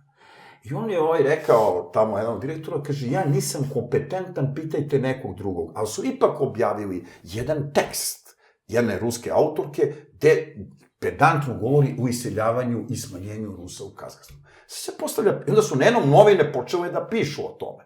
I onda je Nazarbajev, koji se, dakle, znači, on se grli sa Putinom u svim integracijama u spoljnoj politici. I to je lepo. A na unutrašnjoj politici Rusi se smanjuju. Sad, nema direktnih pritisaka, a ti ako ne možeš da radiš, ako ne znaš tursko-kazahstanski. Razumete, ti naravno da ćeš da se iseljavaš na neki način, ako nemaš autonomiju svoju stranku. Čekajte, ako mogu samo da završim, da ne ispadne, pazite, znači ovako, postoji u Ukrajini, isto su čudne stvari, mislim, ajde da se razumemo, jugoistok je ruski, mi svi znamo kako je izgledala narandžasta revolucija. Znači, to su 2 životna pitanja za Rusiju, Ukrajina i Kazahstan. Sve ostalo je boza, jer to sastavni deo nacionalne teritorije istočna Ukrajina, dakle jugoistočna, sve do rumunske granice, koja je naseljena takozvanim Velikorusima, kad je pripala ta teritorija u 18. veku i kad je carica Katarina došla Potemkinova sela, oni su je naselili iz centralne Rusije. I tu nema, da li se razumemo, kao kada bi, recimo, teritorija od Spiča, to je kod Bara, pa recimo do Herceg Novog, kad je pripala Crnoj Gori, bila naseljena ljudi iz Smederevskog kraja. I onda neko je stvorio dekretom izmišljenu crnogorsku naciju, ali ti ljudi nemaju dileme, oni su došli iz Smedereva. Prema tome, zato je jugoistok do granice sa Rumunijom ruskojezični, a Ukrajinci žive na severoistoku, na samoj granici sa Rusijom, u Černigovskoj i ima još ove dve oblasti, ima Černigov, ima Sumi, ima Poltava, jer je zvanično i tako dalje. Znači, tu imaju neki, gledajte sad, dakle, ruska politika za razumevanje je jako komplikovana, ali to deluje da polako, oni su 90-ih sve preuzeli. Znači, mislim, ajde da kažem jednu rečenici, u sve te zbunjenosti, to kod mene izazivo zbunjenost, kakva je to vlast u Moskvi kad to toleriše, razumete? Ja sam počeo da sumnjam.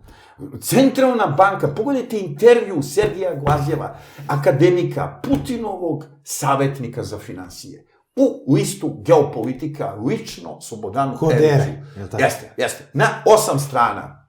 Kad kaže, zemlja se satire neoliberalnom ekonomijom centralne banke. Vladimir Vladimirović Putin iz godine u godinu sve više uviđa u neminovnost da se ta politika promeni. Čovječe, oni vode 20 godina tu politiku i ti znaš, znači ovako, sad ovako, pošto vidimo procese, ne vidimo kao u bazenu kad je vaterpolo utakmica.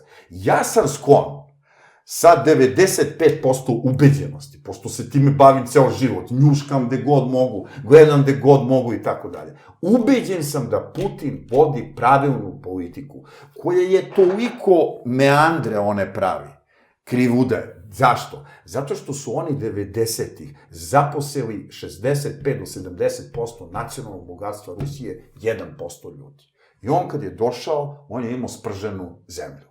I onda se odlučio, to je moja hipoteza, vidjet ćemo koliko je, to je, da je on odlučio mic po mic, da prvo zaposedne vojni sektor i službe, onda da zaposede energente, i to nema sumnje da drži ruska država.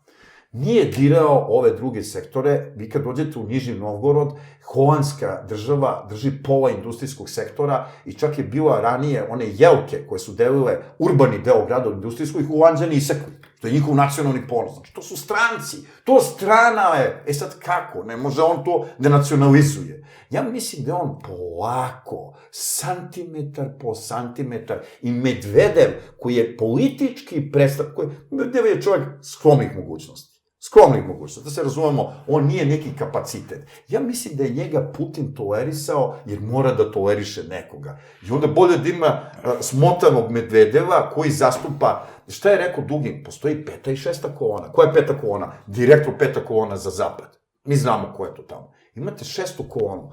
To su rektori, dekani, direktori bolnica, političari, lokalni biznismeni, koji imaju u Karlovim Varima, u Nadzornoj obali, svoj kapital. Kad dođete u Karlove Vari, Tešo, jesi bio? Sve što ima je rusko. Jeste bili u Karlovoj? Bili ste. Sve, samo ruski jezik. To je mesto gde je sve 7 puta skuplje nego u Pragu. I kad dođete u Karlove, kad dođete u Nadzornu obalu, dođete u Barcelonu, čemu su sve znači to su ljudi koji žive u Rusiji, kapital im je tamo. I ako uđu u sukob sa Amerikom, sa NATO-om, njihovi računi će biti blokirani. Šta je Putin? Mi smo došli do finala, gde se vidi ko je Putin. Ja moram da kažem da sam sumnjao jednim delom, jer nikom ništa ne verujem do kraja. Sumnjao sam jednim delom. Dođem tamo, upalim, ima 150 kanala, i gledam neku hokejašku utakmicu, 40.000 gledalaca. Ja, učim malo ruski dodatno, kaže, Vladimir Vladimirović Putin. Ja mislim, neko se zeza. Čovek, tad imao 64 godine, predsjednik države igra prvoj ligi hokej. Ja kažem, ovo je cirkus. Da su vlada oni dobili nalog da ne smiju da ga pokrše. Znači, on ima te elemente populizma. Posle vozi neki gliser, neki turbomotor. Ali... Jaše konja, jeste. Gledajte, to je jako... Ove 3 stranke, to su karikature u parlamentu. Jedna stranka Zjuganov, to su komunisti. Druga stranka, Žirinovski, to je njihov Šešelj. Mislim da se nekako pravi. I treća je Pravedna Rusija, koja kao, evo ova Filimonova, što najviše kritikuje Vučića, nju finansira, jer svaka parlamentarna stranka, kao u Nemačkoj, može da ima svoju fondaciju, prima pare od Dume, i oni imaju, i Filimonova je predstavnica Fond strateške kulture, to je Pravedna Rusija, jedina prava opozicijona stranka. I ona najviše kritikuje Vučića ovde. Zato što ruska država po pravilu želi da ima dobre odnose sa zvaničnim Nemačkom, Srbijom i tako dalje, mada ispod žita pokušava koliki je prostor. To je druga stvar što Rusi nemaju s kim da igraju ovde. To je druga stvar. Ali samo ovde da završim. Mislim da je sad došlo do finala. Pogledajte ovaj Panarinov tekst. On tvrdi da je 19. decembra, on tvrdi, a on nije bilo ko, ne može da laže toliko, imate i druge podatke, da je Kartagina 3, odnosno Velika Britanija i njene službe, i slažem se sa vama da najveći deo zla i svega dolazi od Velike Britanije, koja čak vuče i Sjemeničke države. Ima teorija Vidojevića, koja mi se sviđa, koji, kad pokušate da rešite nelogičnost, kako to da su Jevreji, jevrejski kapital, doveo Hitlera na vlast, a on uništavao Jevreje. Jer to je nelogično. Znate šta on tvrdi? Ako mogu samo jednu rečenicu, pa ćemo nastaviti. Ja znam šta on tvrdi. Samo završimo, pa ćemo. Ne, ali interesantna tvrdnja, na osnovu ipak ima činjenica. On tvrdi da su Jevreji samo vidljivi javnosti, Rothschild i ovo ostalo. On tvrdi, a pazite, to je čovek koji stvarno ima podatke i bavi se tom ezoterijom i čita što meni, ja se ipak bavim zvaničnim stvarima i poštujem njega, ali poštujem i vas da se ne slažete sa njim, samo kažem što čovjek tvrdi. On tvrdi da je svo vreme, od 16. veka, britanske plemićke porodice, računajući kraljevsku porodicu, kontrolišu promet droge, još iz kolonija, Kine, Indije i tako dalje za Evropu, dijamante, zlato i ostalo ostvaraju basnoslovne prihode, a da su Jevreji, ove porodice, njihovi batleri. Znači, njihovi ljudi koji su istureni u javnost, ali koji nemaju zapravo moć. I vi kad kažete cionisti, pazite, ja ne mogu da arbitriram, to je za mene materija vrlo klizava, da ja ulazim u te priče, ali ja sam samo naveo to. Ako mogu sve završiti ovde sa Putinom. Panarin tvrdi da je 19. decembra, i to su prenele sve svetske agencije, da je bio pokušaj državnog udara u Ljubljanki, preuzimanje FSB-a. Vi kao što znate, postoji najjača služba, to je vojna obaveštena služba GRU, a VSP je isto jaka, i da je državna televizija, ruska televizija, davala logistiku tom pokušaju državnog udara, da je on razvaljen i da su tu pukli oni, i da je Medvedev kao deo atlantističkih struktura, istina, nije on sad izdajnik, ali je čovek na koga oni igraju kao podnošljivog igrača, da je pao i da je to kraj tog protiv udara, i on tvrdi da će se, ono što ste vi rekli, ja sam čuo o tome, da će Beograd, koji je najprihvatljiviji za Rusiju i za tu geopolitiku, biti jedan centar i da se priča da bi se mogla vratiti Srbija i Crna Gora, da se budu u nekom obliku zajedničke države i da Republika Srpska i Severno Kosovo i da na to čak delimično pristaju i neke strukture sa zapada. U svakom slučaju, da rezimiram, nama predstoji velika globalna podela karata. O tome govori i Panarin, o tome govori i Dugin. Oni očekuju da se predsjednik SAD-a, a oni tipuju na Trumpa, i šef Kine i Rusije dogovore oko nove jaute, koja bi za nas Srbe bila povoljna, jer bi nam Rusi, a delom i Kinezi bi nas podržavali. A vidite ovako, prva stvar, Rusija nikada nije podržala Srbiju. Rusija nikada nije za politiku Srbije. Nema to nikakve veze, samo za interese. Rusija ima svoje interese na Balkanu. Ona je napravila Makedoniju, Kominterna je stvorila Makedoniju i nekakvu nadrinaciju makedonsku, znači to nikada nije postojalo.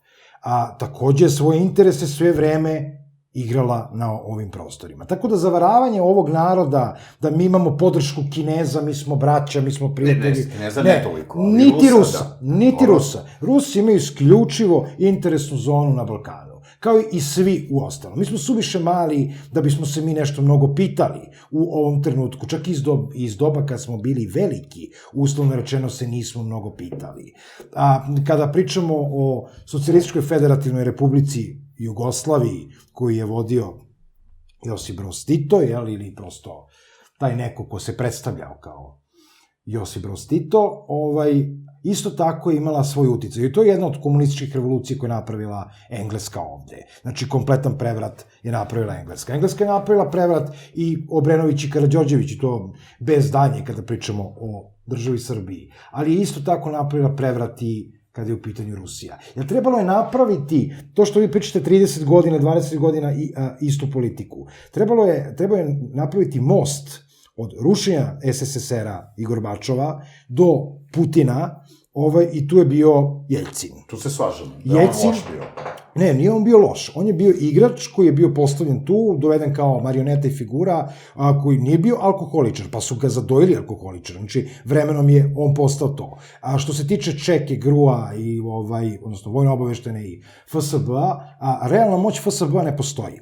Znači, realna moć FSB je upravo u bezbednostnim službama Izraela i MI6. Znači, imamo Mossad, imamo MI6, koji jednostavno imaju impakt na FSB.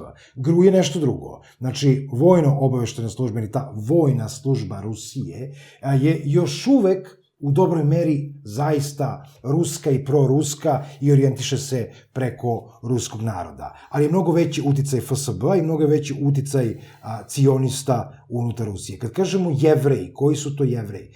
Milan Vidojević znam da kaže da su Rothschild i Rockefeller i kraljičini menjači para. I ja mogu da se složim u nekom figurativnom obliku te tvrdnje, ali i da kraljica radi to što radi, to je poznato, s tim što je tržište narkotika poslednjih 100 i kusur godina jeste tržište koje kontrolišu jezuiti. U poslednjih 30 godina naročito. Zato sukob koji je bila inače deklaracija potpisana između jezuita i cionista o nenapadanju. Slično kao Hitler-Stalin ugovor o nenapadanju. Sad vidimo da to iskače iz nekakvog težišta i kreću te duboke države njihove da prosto se sukobljavaju. Otuda i korona, otuda i sve ostalo.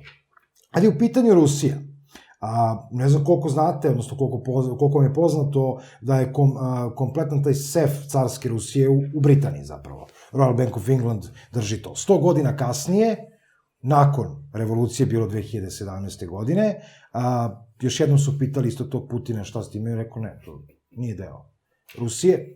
Rusija se toga odrekla, SSSR se toga... Ja sam rekao, ima mnogo nelogičnih stvari, ali ne mogu toliko da ide baš da je Putin... To pripada Britaniji. Što se tiče samog Putina, da li koliko je on dobar za ruski narod ili koliko je dobro marketinški određeno to, da on igra hokej, jaše konja, puca iz puške, ide u lov, pa imali ste Josipa Broza Tita. Pa mislim, vidite, to je ista priča. On svira klavir ala Ivo Pogorelić, on je isto tako igra golf, kad je sa nekim Amerikancima, pa igra polo sa Englezima, pa onda nakon toga ide u lov, pa je malo idemo jedno lovište, pa drugo lovište, pa šta je već trebao da radi, radio je, on je bio takav tip.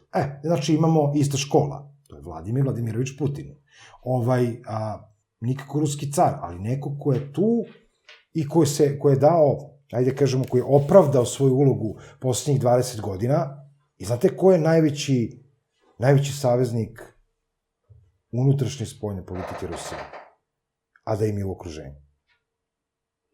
Nije Kazahstan, nego Čečenija. Čečenija je sastavni deo Rusije. Da, ali Čečenija, pričamo i unutrašnjem i u spoljnom. Ja to kažem. Čečenija je sastavni deo Rusije, je li Krim sastavni deo Rusije? Pazite, Čečenija ima teritoriju Crne Gore, 13.000 kvadratnih kilometara, to je, znate koji deo Rusije? 1500. deo. Znači, Rusija ima 17 miliona i nešto, znači, Čečenija je 1500. deo Rusije i ona je jedna tačka kod njih. Ali vidite, ako mogu samo, vidite, sačekajte samo da završimo ovo. Znači, u Čečeniji se nalazi, tako reći, headquarter, odnosno centrala Mašural mafije. Mašural mafije, ili takozvane ruske mafije, ili prosto mafije koje ruskih zemalja, ozbiljno ezoterijsko društvo, gde glavnu reč vode Čečeni. I oni su Putinovi igrači, uslovno rečeno. To sam čuo, ali u pozitivnom smislu, da ih on koristi za nacionalni interes. U Donbasu su se tuku i na strani Rusa. On ih koristi ne samo za nacionalni interes, nego za interese cionista, naspram jezuita. Znači, jednostavno, naravno da su Čečeni, koji su sami po prirodi muslimani, mnogo bliži cionistima koji su nevernici, nego jezuitima koji su katolici, koji su leva struja katolika. U tom smislu, i Putin igra priču Čečenije i jezuita. Kazahstan, dogovorena priča. Ukrajina, dogovorena priča. Sve je već unapred dogovoreno. Nije to ništa čudno. On se ponaša iz naše vizure prema Kazahstanu kao Jugoslavija sa Šiptarima i Kosovom. Znači, to je otprilike ta paralela. Imali smo neko srpsko stanovništvo autotono na Kosovu nekih 50-ih, 60-ih godina, dakle, posle Drugog svjetskog rata, i onda u jednom trenutku idemo Šiptari nadiru, ali tako, kupuju sve što kupuje, tako se ponašaju ti Kazahstanci koji govore kazahstanski, turski, i jednostavno počinje ukidanje tog ruskog uticaja unutar Kazahstana. Ali to je dogovorena priča. Tako će biti dogovorene i sve po tom planu koji ja zovem Markusov plan, što je Jozef Markus je meni prezentovao taj plan, ko je njega sve pisao, ja zaista to ne znam, ja znam da on postoje preko 700 stranica, iskrojene mape kako Balkana, tako i Evrope, tako i na nekom svetskom planu, pisanje neki 96. 7. krenuo da se sprovodi, 97. dakle neki prvi događaj i važi do 2025. I unutar tog plana stoji upravo kako će se odvijati situacija, čak je naznačena i ova priča ne piše da je koronavirus, ali kaže da će biti određene zaraze na teritoriji Evrope koje će se prosto projektovati sa istoka. Sad, šta je projekcija sa istoka u tom kontekstu plana, nije morala da ide iz Kine, mogla da ide iz bilo koje druge države. Mogu da samo izvorim kratko, na 5-6 minuta, ono što se mene tiče, možda, ovo Teša vodi emisiju, može da... Može, naravno, imate. Vidi, samo odgovorim na dve stvari. Prvo, uzdržan sam po prirodi, jer sam izučavao i međunarodnih odnosa na postdiplomskim, imao sam diplomatiju istorijsku i video sam koliko je bilo dogovora, pregovora i koliko su se ti papiri negde izjalovili. Recimo, imate sporazum između Staljina i Ribbentropa, koji se realizovao, na kraju se pokazalo da je došlo do sukoba. Imali ste mnogo sporazuma. 6. aprila 1941. godine predsednik vlade Mađarske, inače fašista, neofašista po opredeljenju, je izvršio samoubistvo, jer je samo 2 meseca pre toga potpisao sa predsednikom vlade Kraljevine Jugoslavije sporazum o večnom prijateljstvu. I on nije znao da će nje... Tako da, hoću da vam kažem, uzdržan sam po prirodi oko nekih dogovora koji se do kraja poštuju. Inače, ljudi su skloni, i to je ta privlačnost ezoterije, da je nešto sve već dogovoreno, da tu ne može i tako dalje. U ekonomskoj nauci se kaže da samo 5% ljudi imaju neki kapacitet kod sebe da plivaju kontra matice događaja. Znate, ja po prirodi u životu uvek sam nekako pružao otpor i ono što mogu da kažem, kada sam govorio, recimo, ima zabeležene, kamere su zabeležene, recimo Peca Popović je na mom kanalu emisiju, najgledaniji svih vremena, ima ta emisija preko 70.000 pregleda i vidi se pri kraju emisije, njegovog drugog gostovanja, kad ja kažem, to je juli 2019. Mogu ljudi da pogledaju, 2 puta je gostovao, to je bilo njegovo drugo, sada posljednje gostovanje, i on kaže da ima informacije da će Venecijanska komisija za Crnu Goru i da će to da prođe. Ja kažem, neće to dozvoliti narod. Kaže, kakav narod, može 2-3 dana, ima snimak toga. Znači, ja gledam dublje elemente, znači, znam ljude sa tih prostora, znam koliko su čvrsti u nekim stavovima, znam koliko imaju neki smisao života, o čemu je govorio i Cvić, i onda gledam stvari, merim, posmatram, mislim da je ruski identitet u Rusiji izuzetno moćan. Rusija u svu više nacionalnost ima 80% takozvanih velikorusa, kad se tome doda oko 2% Ukrajinaca i nepun 1% Belorusa koji žive na teritoriji Rusije, imate 83% faktički ruske grane stanovništva, svih 100 i nešto naroda je 17%. I tako da Rusija drži situaciju pod kontrolom, ja mislim da su njene službe i vojska prilično jake, jer vidim koliko se upinju sve što je u ontologiji anglosaksonske geopolitike protiv Rusije. Kina je tu uzgred. I da se Nemačka i Francuska ne dozvoli nacionalna politika. Međutim, Rusija se drži. To se drži dosta sjajno. I ti ljudi imaju odricanje za višu ideju. To je pokazala istorija. Što se tiče Trumpa, to je politika, real politika. Ja se slažem sa vama da iza Trumpa stoje određene snage u SAD-u, ali da postoje i druge snage i da borba postoji. Dakle, nije sve to završeno, nije sve to gotovo, borba postoji. Ako mogu samo za kraj, što se mene tiče, da navedem u najkraćim crtama, pošto sam ipak profesionalac i toliko, vi ste rekli da nam Rusija nije pomagala, to je jedna vrlo atraktivna tema, jer su kod nas okupirani mediji, okupirana je zemlja, ona je okupirana pre svega, što smo mi Sloveni, pravoslavni i istorijski saveznici sa Rusijom. I veliki svetski centri moći gledaju na Srbe kao na male Ruse. I za nama je namenjena destrukcija. Ja i za to mogu, imam hiljade dokaza. Ali zašto bi gledali na Srbe kao na male Ruse? Imate samo 3 zapadna svetska centra moći. Italija i Španija nisu svetski centri moći. Slažemo se.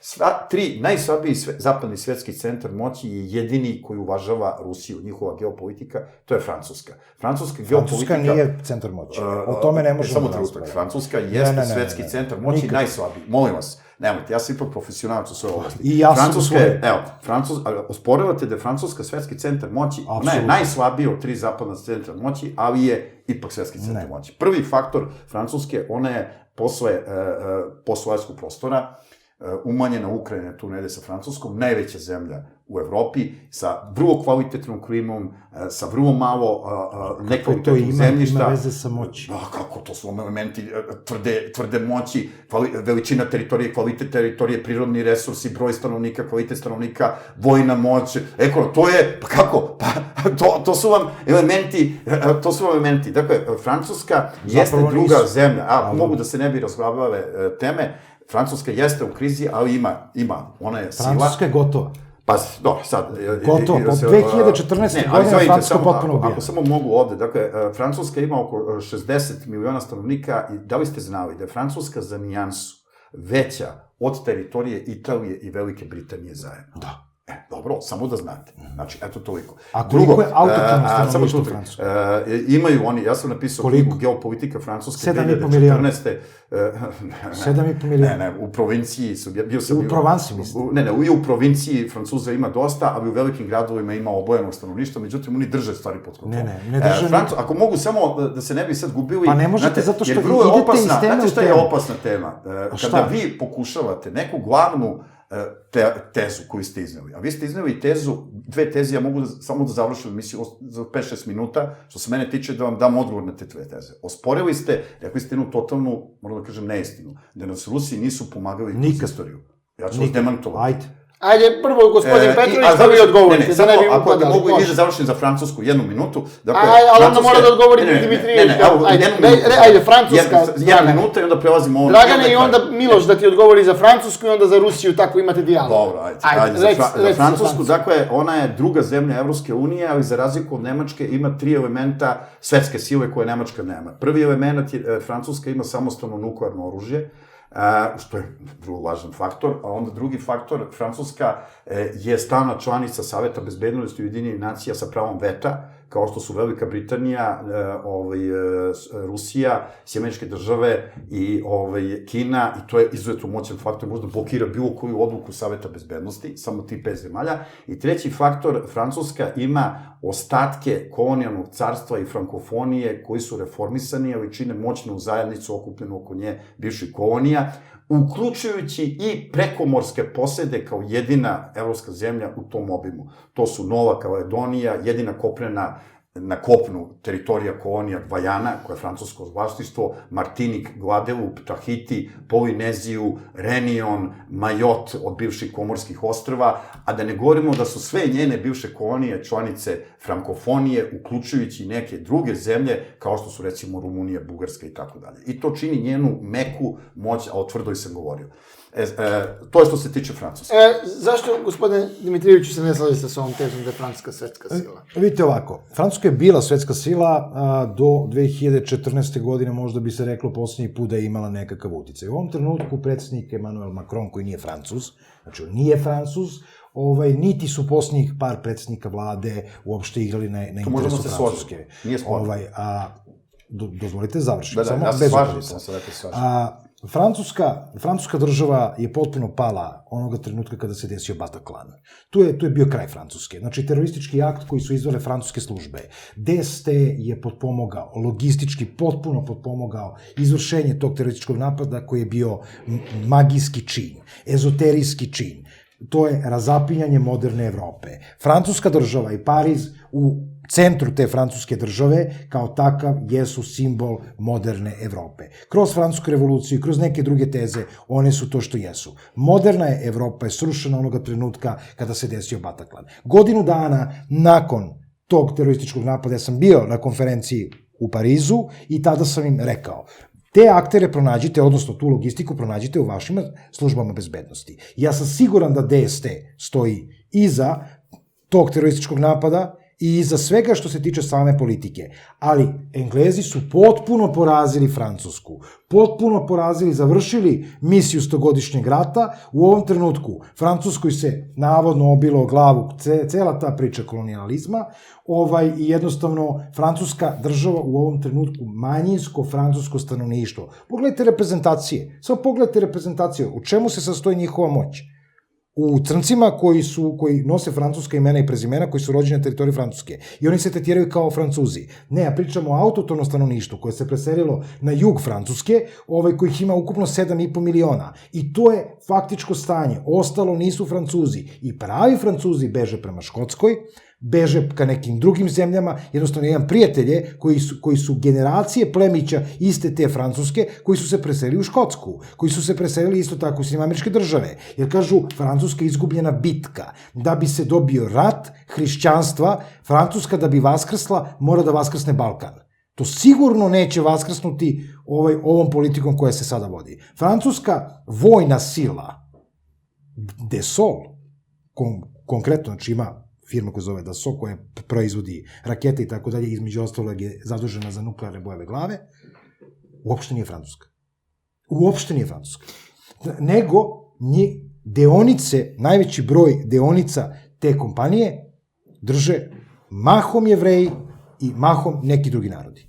Ali nikako Francuzi. Ja imam prijatelja Francuza koji živi u Budimpešti, koji je isto u stvar rekao, koji ste vi rekli, da je Francuska izgubljena i da zato oni i neka zajednica Francuza se preselila u Budimpeštu, jer smatraju da je Balkan i Istočna Evropa budućnost. Jedini način spasa. Rumunija se otrgla od Francuske. Rumunija je u ovom trenutku ozbiljnija država nego Francuska. I bit će, narednih 5 godina oni će ići u tu progresiju da se spoje sa Moldavijom. Ja verujem da će do toga i doći. Rumunija je ozbiljno teritorijalno moćna zemlja, jako dobro strateški pozicionirana i mnogo bolja u ovom trenutku nego Francuska, jer ima autoktono rumunsko stanovništvo. I to je jednostavno ima kod njih i pravoslavaca i katolika i kako god, ali oni su hrišćansko stanovništvo mahom i rumunsko. U Francuskoj 80% stanovništva nije hrišćansko. Izvinite, i to je ono što je tako. Se ljutite, to nije tačno. To je tačno. Se ljutite, imate statističke podatke i ma nemojte mi o bio statistici. Bio sam i u Turu, Orleanu, u drugim gradovima,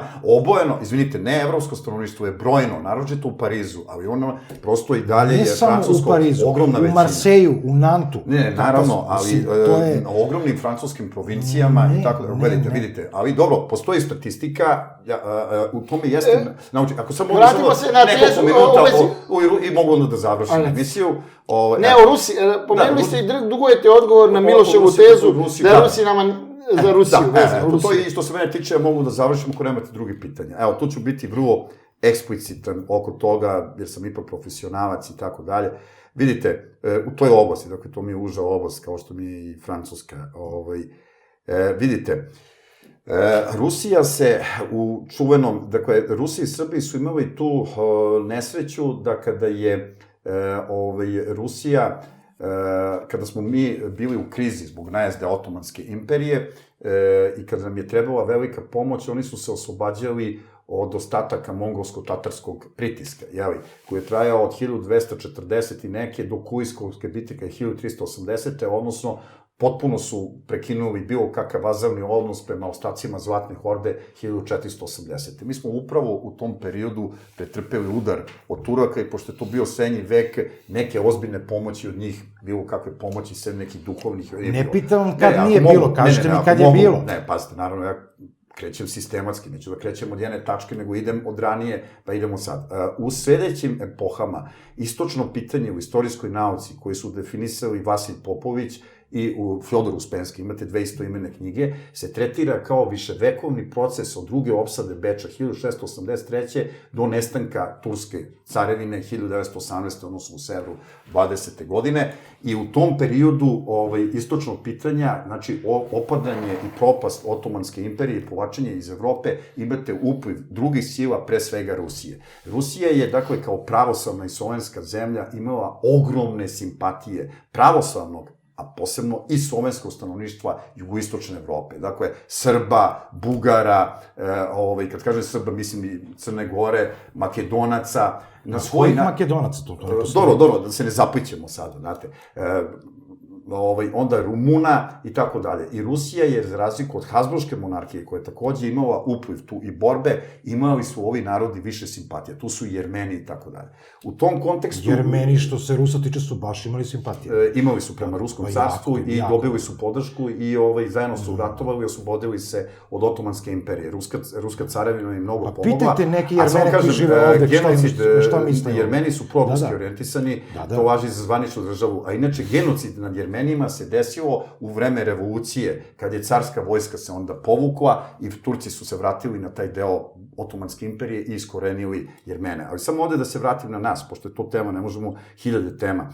Što se tiče nas, mi smo, dakle, u čitavom tom procesu direktno sadejstvovali, pošto smo imali podudarnost interesa sa carskom Rusijom. Svi oslobodilački ratovi od 1683. pa nadalje su bili u povezanosti sa Ruskom carstvom. Dakle, ne samo sa Rusijom, i sa Mletačkom republikom i sa Habsburškom monarhijom, ali Rusija je imala posebno omiljenost kod stanovništva. Tako da je 1711. godine car Petar Veliki poslao Crnogorcima, odnosno Srbima, da zajedno učestvuju kad je bila bitka za Azov, koju je Rusija izgubila, i u sledeći svi ratovi tokom 18. veka su bili koordinisani i Rusija je pomagala i učestvovala u tim borbama. Recimo, da ne bi sad ulazio u detalje, kada je bio prvi srpski ustanak, on je bio pred kolapsom negde 1807. 1808. godine i ruska vojska je iz Vlaške i Moldavije došla na Dunav, povezala se sa ustanicima i mi smo izdržali još 5 godina. Sad se postavlja pitanje kako je propao prvi srpski ustanak. Kad je Napoleon krenuo na Rusiju, a Rusija je dotle taktizirala jer je Napoleon zauzeo celu Evropu. Oni su tada, znali da je to bitka na život i smrt, i morali su da potpišu separatno primirje sa Otomanskom imperijom. Jel tako? Da, morali su. Waterloo je bio zapravo... Morali su, jer su izgubili su i Moskvu, Moskva je zapaljena, to je poznato, nije razlog za smejanje. Rusija je ovoliko falilo da padne potpuno carstvo, izgubila je Moskvu, ali je na kraju pobedila Napoleona uz neviđene žrtve. I hoćete mi reći primjer, sledeći će verovatno biti Drugi svetski rat. Rusija je sklopila, kada vas napadnu dva protivnika, vi onda sa ovim nekim, ako možete, sklapate sporazum. Tako i Amerika u vreme ukrajinske krize se sporazumela sa Iranom, jer je to trebalo da suzi liniju fronta prema Rusiji i posle ga otvara. Dakle, Rusija je potpisala sporazum bukureštanski... Pogrešne knjige čitate. Izvinite, ja sam doktor istorije. Ne znam koje vi knjige čitate, ali mogli biste da kažete ovde ljudima koje je vaše obrazovanje i koje su vaše knjige. Ja sam pokazao ko stoji iza njih i kakav je to sistem. Imam ih 40 i nešto i ostalo. Objavimo i Ruska akademija, nije bitno. Ali ovo su neke stvari prosto koje nisu sporne. Dakle, bukureštanski mir. Mislim, nemamo razloga, imali smo vrlo korektnu emisiju, ne moramo da budemo sad, možda će to interesovati gledaoce, ali mislim, nije potrebno da... Ja nemam. Ne, ako dozvolite... Ja bih volao se što pre završi. Ne, ali dozvolite samo. Pa ne, pokrenuli ste jednu temu, meni trebalo još 5 minuta da završim. 5 minuta da proletim. Pre 5 minuta ste rekli pre 5 minuta. Pokrenuli ste vrlo suštinsko pitanje, koje čak nadilazi. Rekli ste da Rusija... Rekli ste da Rusija nikada nije pomogla Srbe i sada ste izloženi desetak činjenica, evo može i kamerom da prati, koji vas potpuno devazuišu. Do sad niste rekli ni jedno. Kako nisam rekao da je Rusija učestvovala u istočnom pitanju? I povukla se kad je Srbima bila najpotrebnija. Molim vas, gledajte, obraćam se gledalcima, nemojte me dirati. Evo, ja vam kažem, svaki put su se povukli. Ruska vojska je došla... Znači, dosta sam čekao. Tešo, omogući, mislim, stvarno mislim da nije. Ruska vojska je došla i pomogla i povukla se, pa ne mogu, Tešo, zaista. Ne mogu, treba završiti 4-5 minuta, nemoj, mislim, on je pričao 4-5 minuta. Ajde, evo, završi, Dragane, pa će Milo... Dakle, ruska vojska je pomogla prvi srpski ustanak. Kada je Napoleon krenuo na Moskvu i kada je bila bitka na život i smrt, Rusija je potpisala taktičko primirje sa Otomanskom imperijom, takozvani bukureštanski sporazum, koji je u tački 6 garantovao unutrašnju nezavisnost Srbije. I to je bila velika tekovina, iako smo mi pregaženi 1813. dok je Rusija isto tako izgubila Moskvu i krvarila sa Napoleonom, na kraju ga je pobedila. Tačka 6 bukureštanskog sporazuma je bila osnovica 1815. na Bečkom kongresu da se traži nezavisnost unutrašnje za Srbiju i dovoljno je bilo da knez Miloš samo pokrene ustanak.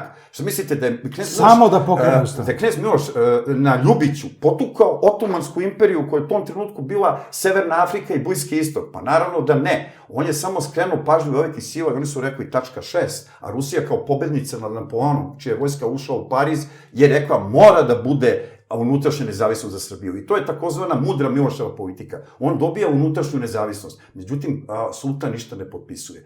1827. Vi znate da je došao Karađorđe i da je ubijen jer je tražio da se to prekine i da odmah krene. Pošto je knez Miloš imao kontakte sa Rusijom, to je pokrenula grčka hetereja, on je shvatio da je to opasno i mada ne opravdava njegovo ubistvo. Kada je 1827. se podigla Grčka, Rusija je ušla u rat i potukla Turke, pogledajte u Gorskom vjencu, u Jedrenu izdiktirala kapitulaciju Turske. A Gorski vijenac je inače onako baš istorijski spisak. Šteta što ne čitate Gorski vijenac. Pa pročitao sam ga 4 puta, zato vam i kažem. Ne, naravno da je bitan, imate u Gorskom vijencu. Dakle, izdiktirala je mir koji je značio nezavisnost Grčke i unutrašnju nezavisnost za Srbiju. Ono što je već rečeno, a za 3 godine, 1833. je Srbija dobila 6 nahija za koje su dodate u istočnoj Srbiji i u zapadnoj Srbiji, baš Tršić, gde je ovde tu izravnata granica. Sve zahvaljujući ruskim pobedama. Miloš tada nije učestvovao u tom ratu, ali je podmitio Bušatuje i bosanske vezire da ne dođu ili da zakasne, da se pridruže ruskim armijama u ključnu borbu u Bugarskoj protiv ruske vojske koju su Rusi dobili. Tako, to je ta Miloševa mudra politika koja ništa ne bi značilo da iza toga nije stala Rusija. Što se tiče Crne Gore, ona je pregažena 2 puta od Omer Paše Latasa, koji je bio vojskovođa, potučeni, ličani Srbi, Otomanske imperije i oni su zauzeli Cetinje 1858. i 1860. Oba 2 puta na zahtev Rusije Otomanska imperija se vraća na status quo. I najzad dolazimo na Čukur Česmu, dakle, Turci su zadržali ovih nekoliko gradova, koji imate na spomeniku Knez Mihajlovu, i 1862. posle incidenta na Čukur Česmi, kad je Turci su bombardovali Beograd sa Kalemegdana, umešala se Rusija i druge velike sile i naterali su Otomansku imperiju do 1867. prvo da iseli svo stanovništvo odatle, a da 1867. preda ključeve Kalemegdana. 1876. dolazi do bosansko-hercegovačkog ustanka i tada Srbija i Crna Gora objavljuju rat Otomanskoj imperiji. Mi smo dobili jednu bitku Srbija kod Šumatovca, kad znate, to je bila jedina pobeda, ali smo katastrofalno poraženi kod Đunisa i turske armije kreću na Beograd. Rusija tada kaže ne, vratite se na početni položaj i mi smo neokrenjeni izašli iz rata. Crna Gora je sa hercegovačkim ustanicima nanela teške poraze u planinskim predelima Turcima, na Vučjem dolu i na Fundini.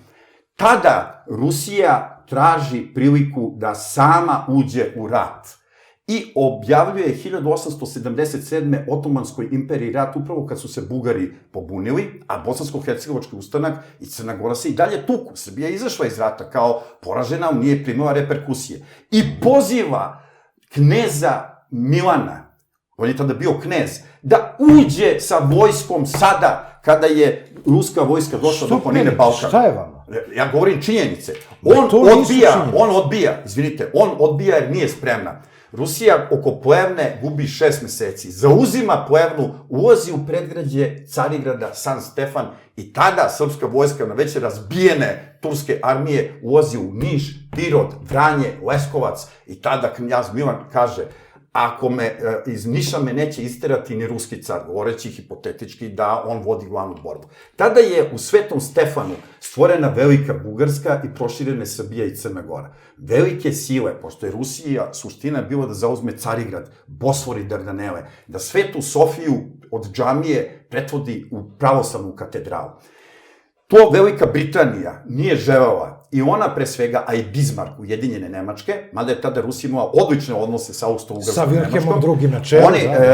Oni poništava se San Stefanski mir i odigrava se u Berlinu, koji je čak i kao takav dao nama proširenje. Dakle, Rusi su u nas pomagali, ali su gurali više Bugarsku tada da uzmu Carigrad. I samo da završim u 2 rečenice. Ok, 2 rečenice. Ruski car i ruska država su nestali i ruska dinastija, zato što je, dakle, 1914.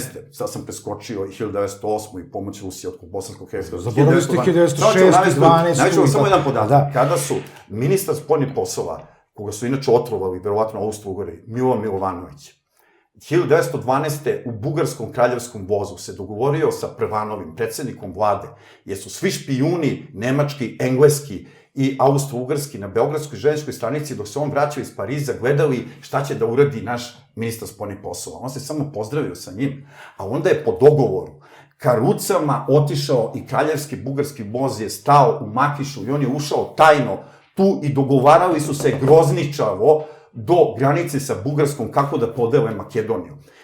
Znate šta je suština ovoga? Da je istočni deo bugarski, severozapadni srpski, a centralni nedogovoren. A znate za koga su se složili da bude arbitar? Ruski car. Toliki je prestiž bio u Srbiji i u Bugarskoj, da su dali ruskom caru, koji uopšte nije znao za to, da ako dođe do spora, on bude arbitar. I kada su Englezi, kad smo mi, posle prvog Balkanskog rata, zauzeli Severnu Albaniju, oni su rekli, iako su bili pridružena članica Antante, ne može Srbija da dobije izlaz na more i Skadar, čak su poslali flotu da zarate s nama, što nikad nije bilo u istoriji ratovanja da jedan saveznik, ovi budu kontra nas samo zato što su protiv.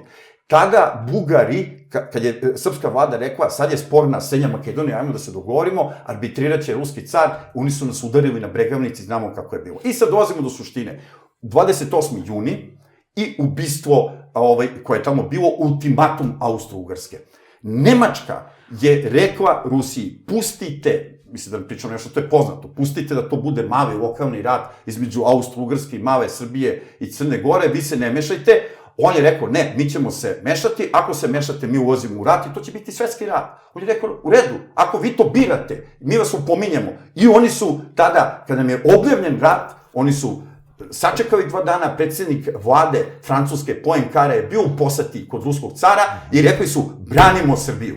I rekao je Poincaré, ako stanete iza Srbije, mi ćemo da stanemo iza vas. I tako je bilo. Oni su nam objavili rat, onda je Rusija mobilisala vojsku i Nemačka i onda je došlo do objavljivanja rata, Francuska se solidarisala i tako je došlo do Prvog svjetskog rata. Da nije bilo Rusije, mi bi bili pregaženi. Gospodine Dimitrijeviću, evo, vi sad imate reč, kako komentarišete tvrdnje gospodina Petrovića? Pa evo, ajde da krenemo od tog Prvog svjetskog rata, pošto u Drugom svjetskom ratu pomoć Rusije nije ni postojala. Rusi su zajedno sa Amerikancima uništili ovaj grad, mislim na Beograd, više nego što su nacisti ikad uradili.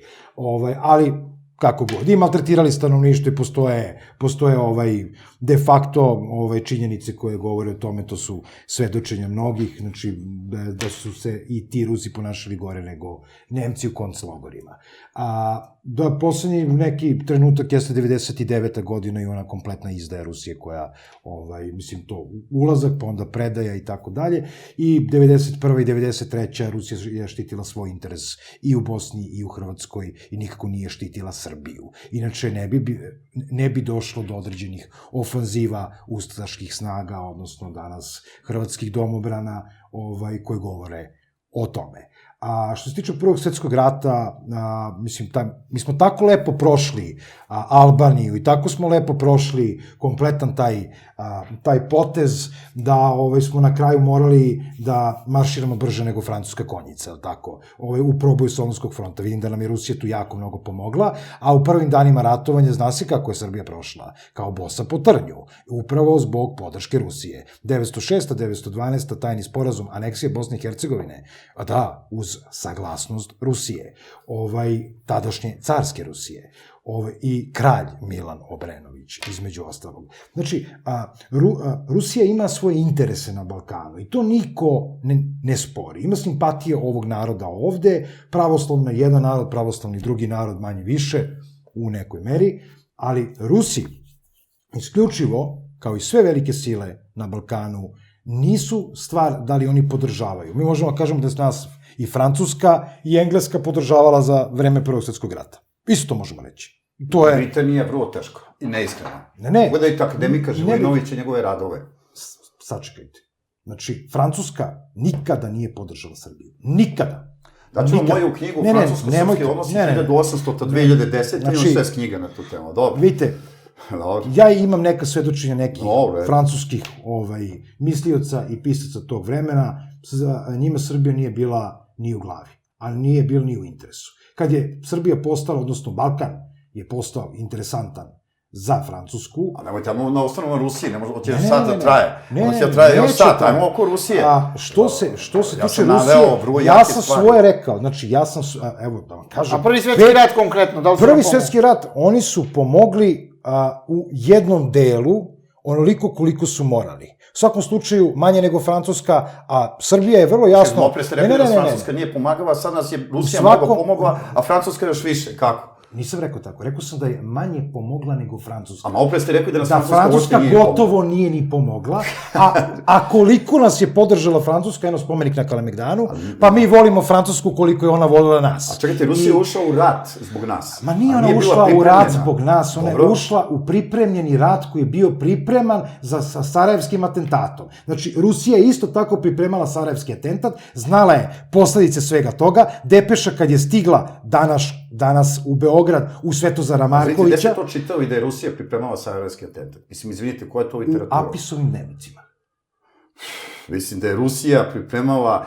Rusija je bila totalno nespremna za svetski rat. Nije tačno. Suština, izvinite, pošto sam, suština nemačke doktrine je bila kako vreme prolazi i Rusija se oporavlja od unutrašnje revolucije 1905-6. i poraza u ratu s Japanom, koja je posljedica unutrašnje revolucije. Ona je džin koja neće moći da se realizuje Schumann-Moltkeov plan. A Schumann-Moltkeov plan je bio 30 godina star, da Nemačka 80% vojske baci... Vi stalno nalazite opravdanje za iste te Ruse i za stalno opravdanje. A ja vam kažem da je to interes Rusije i interes Francuske i nemaju nikakve veze sa ljubavlju prema Srbiji. A pazite sad, da bi baš Rusija, pazite da je... Tu nema emocije, to je samo interes. Jedan primjer da vas demantujem. 1897. Grčka je ušla u rat sa Turskom.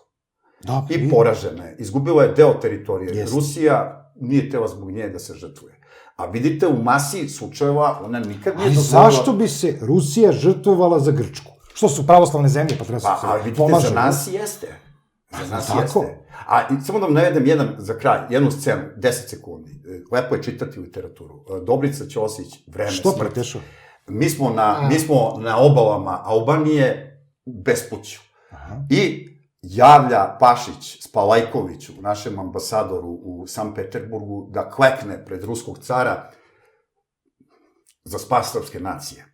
I on to čini i car kaže u redu i postoje dokumenti Francuskoj i Engleskoj da će izaći Rusija iz rata, a ona je imala gro snaga protiv centralnih sila, vrlo jake naravno, da će izaći ako se ne pomogne Srbiji. Naravno, to je interes. Ali zašto i Rumunija, pazite...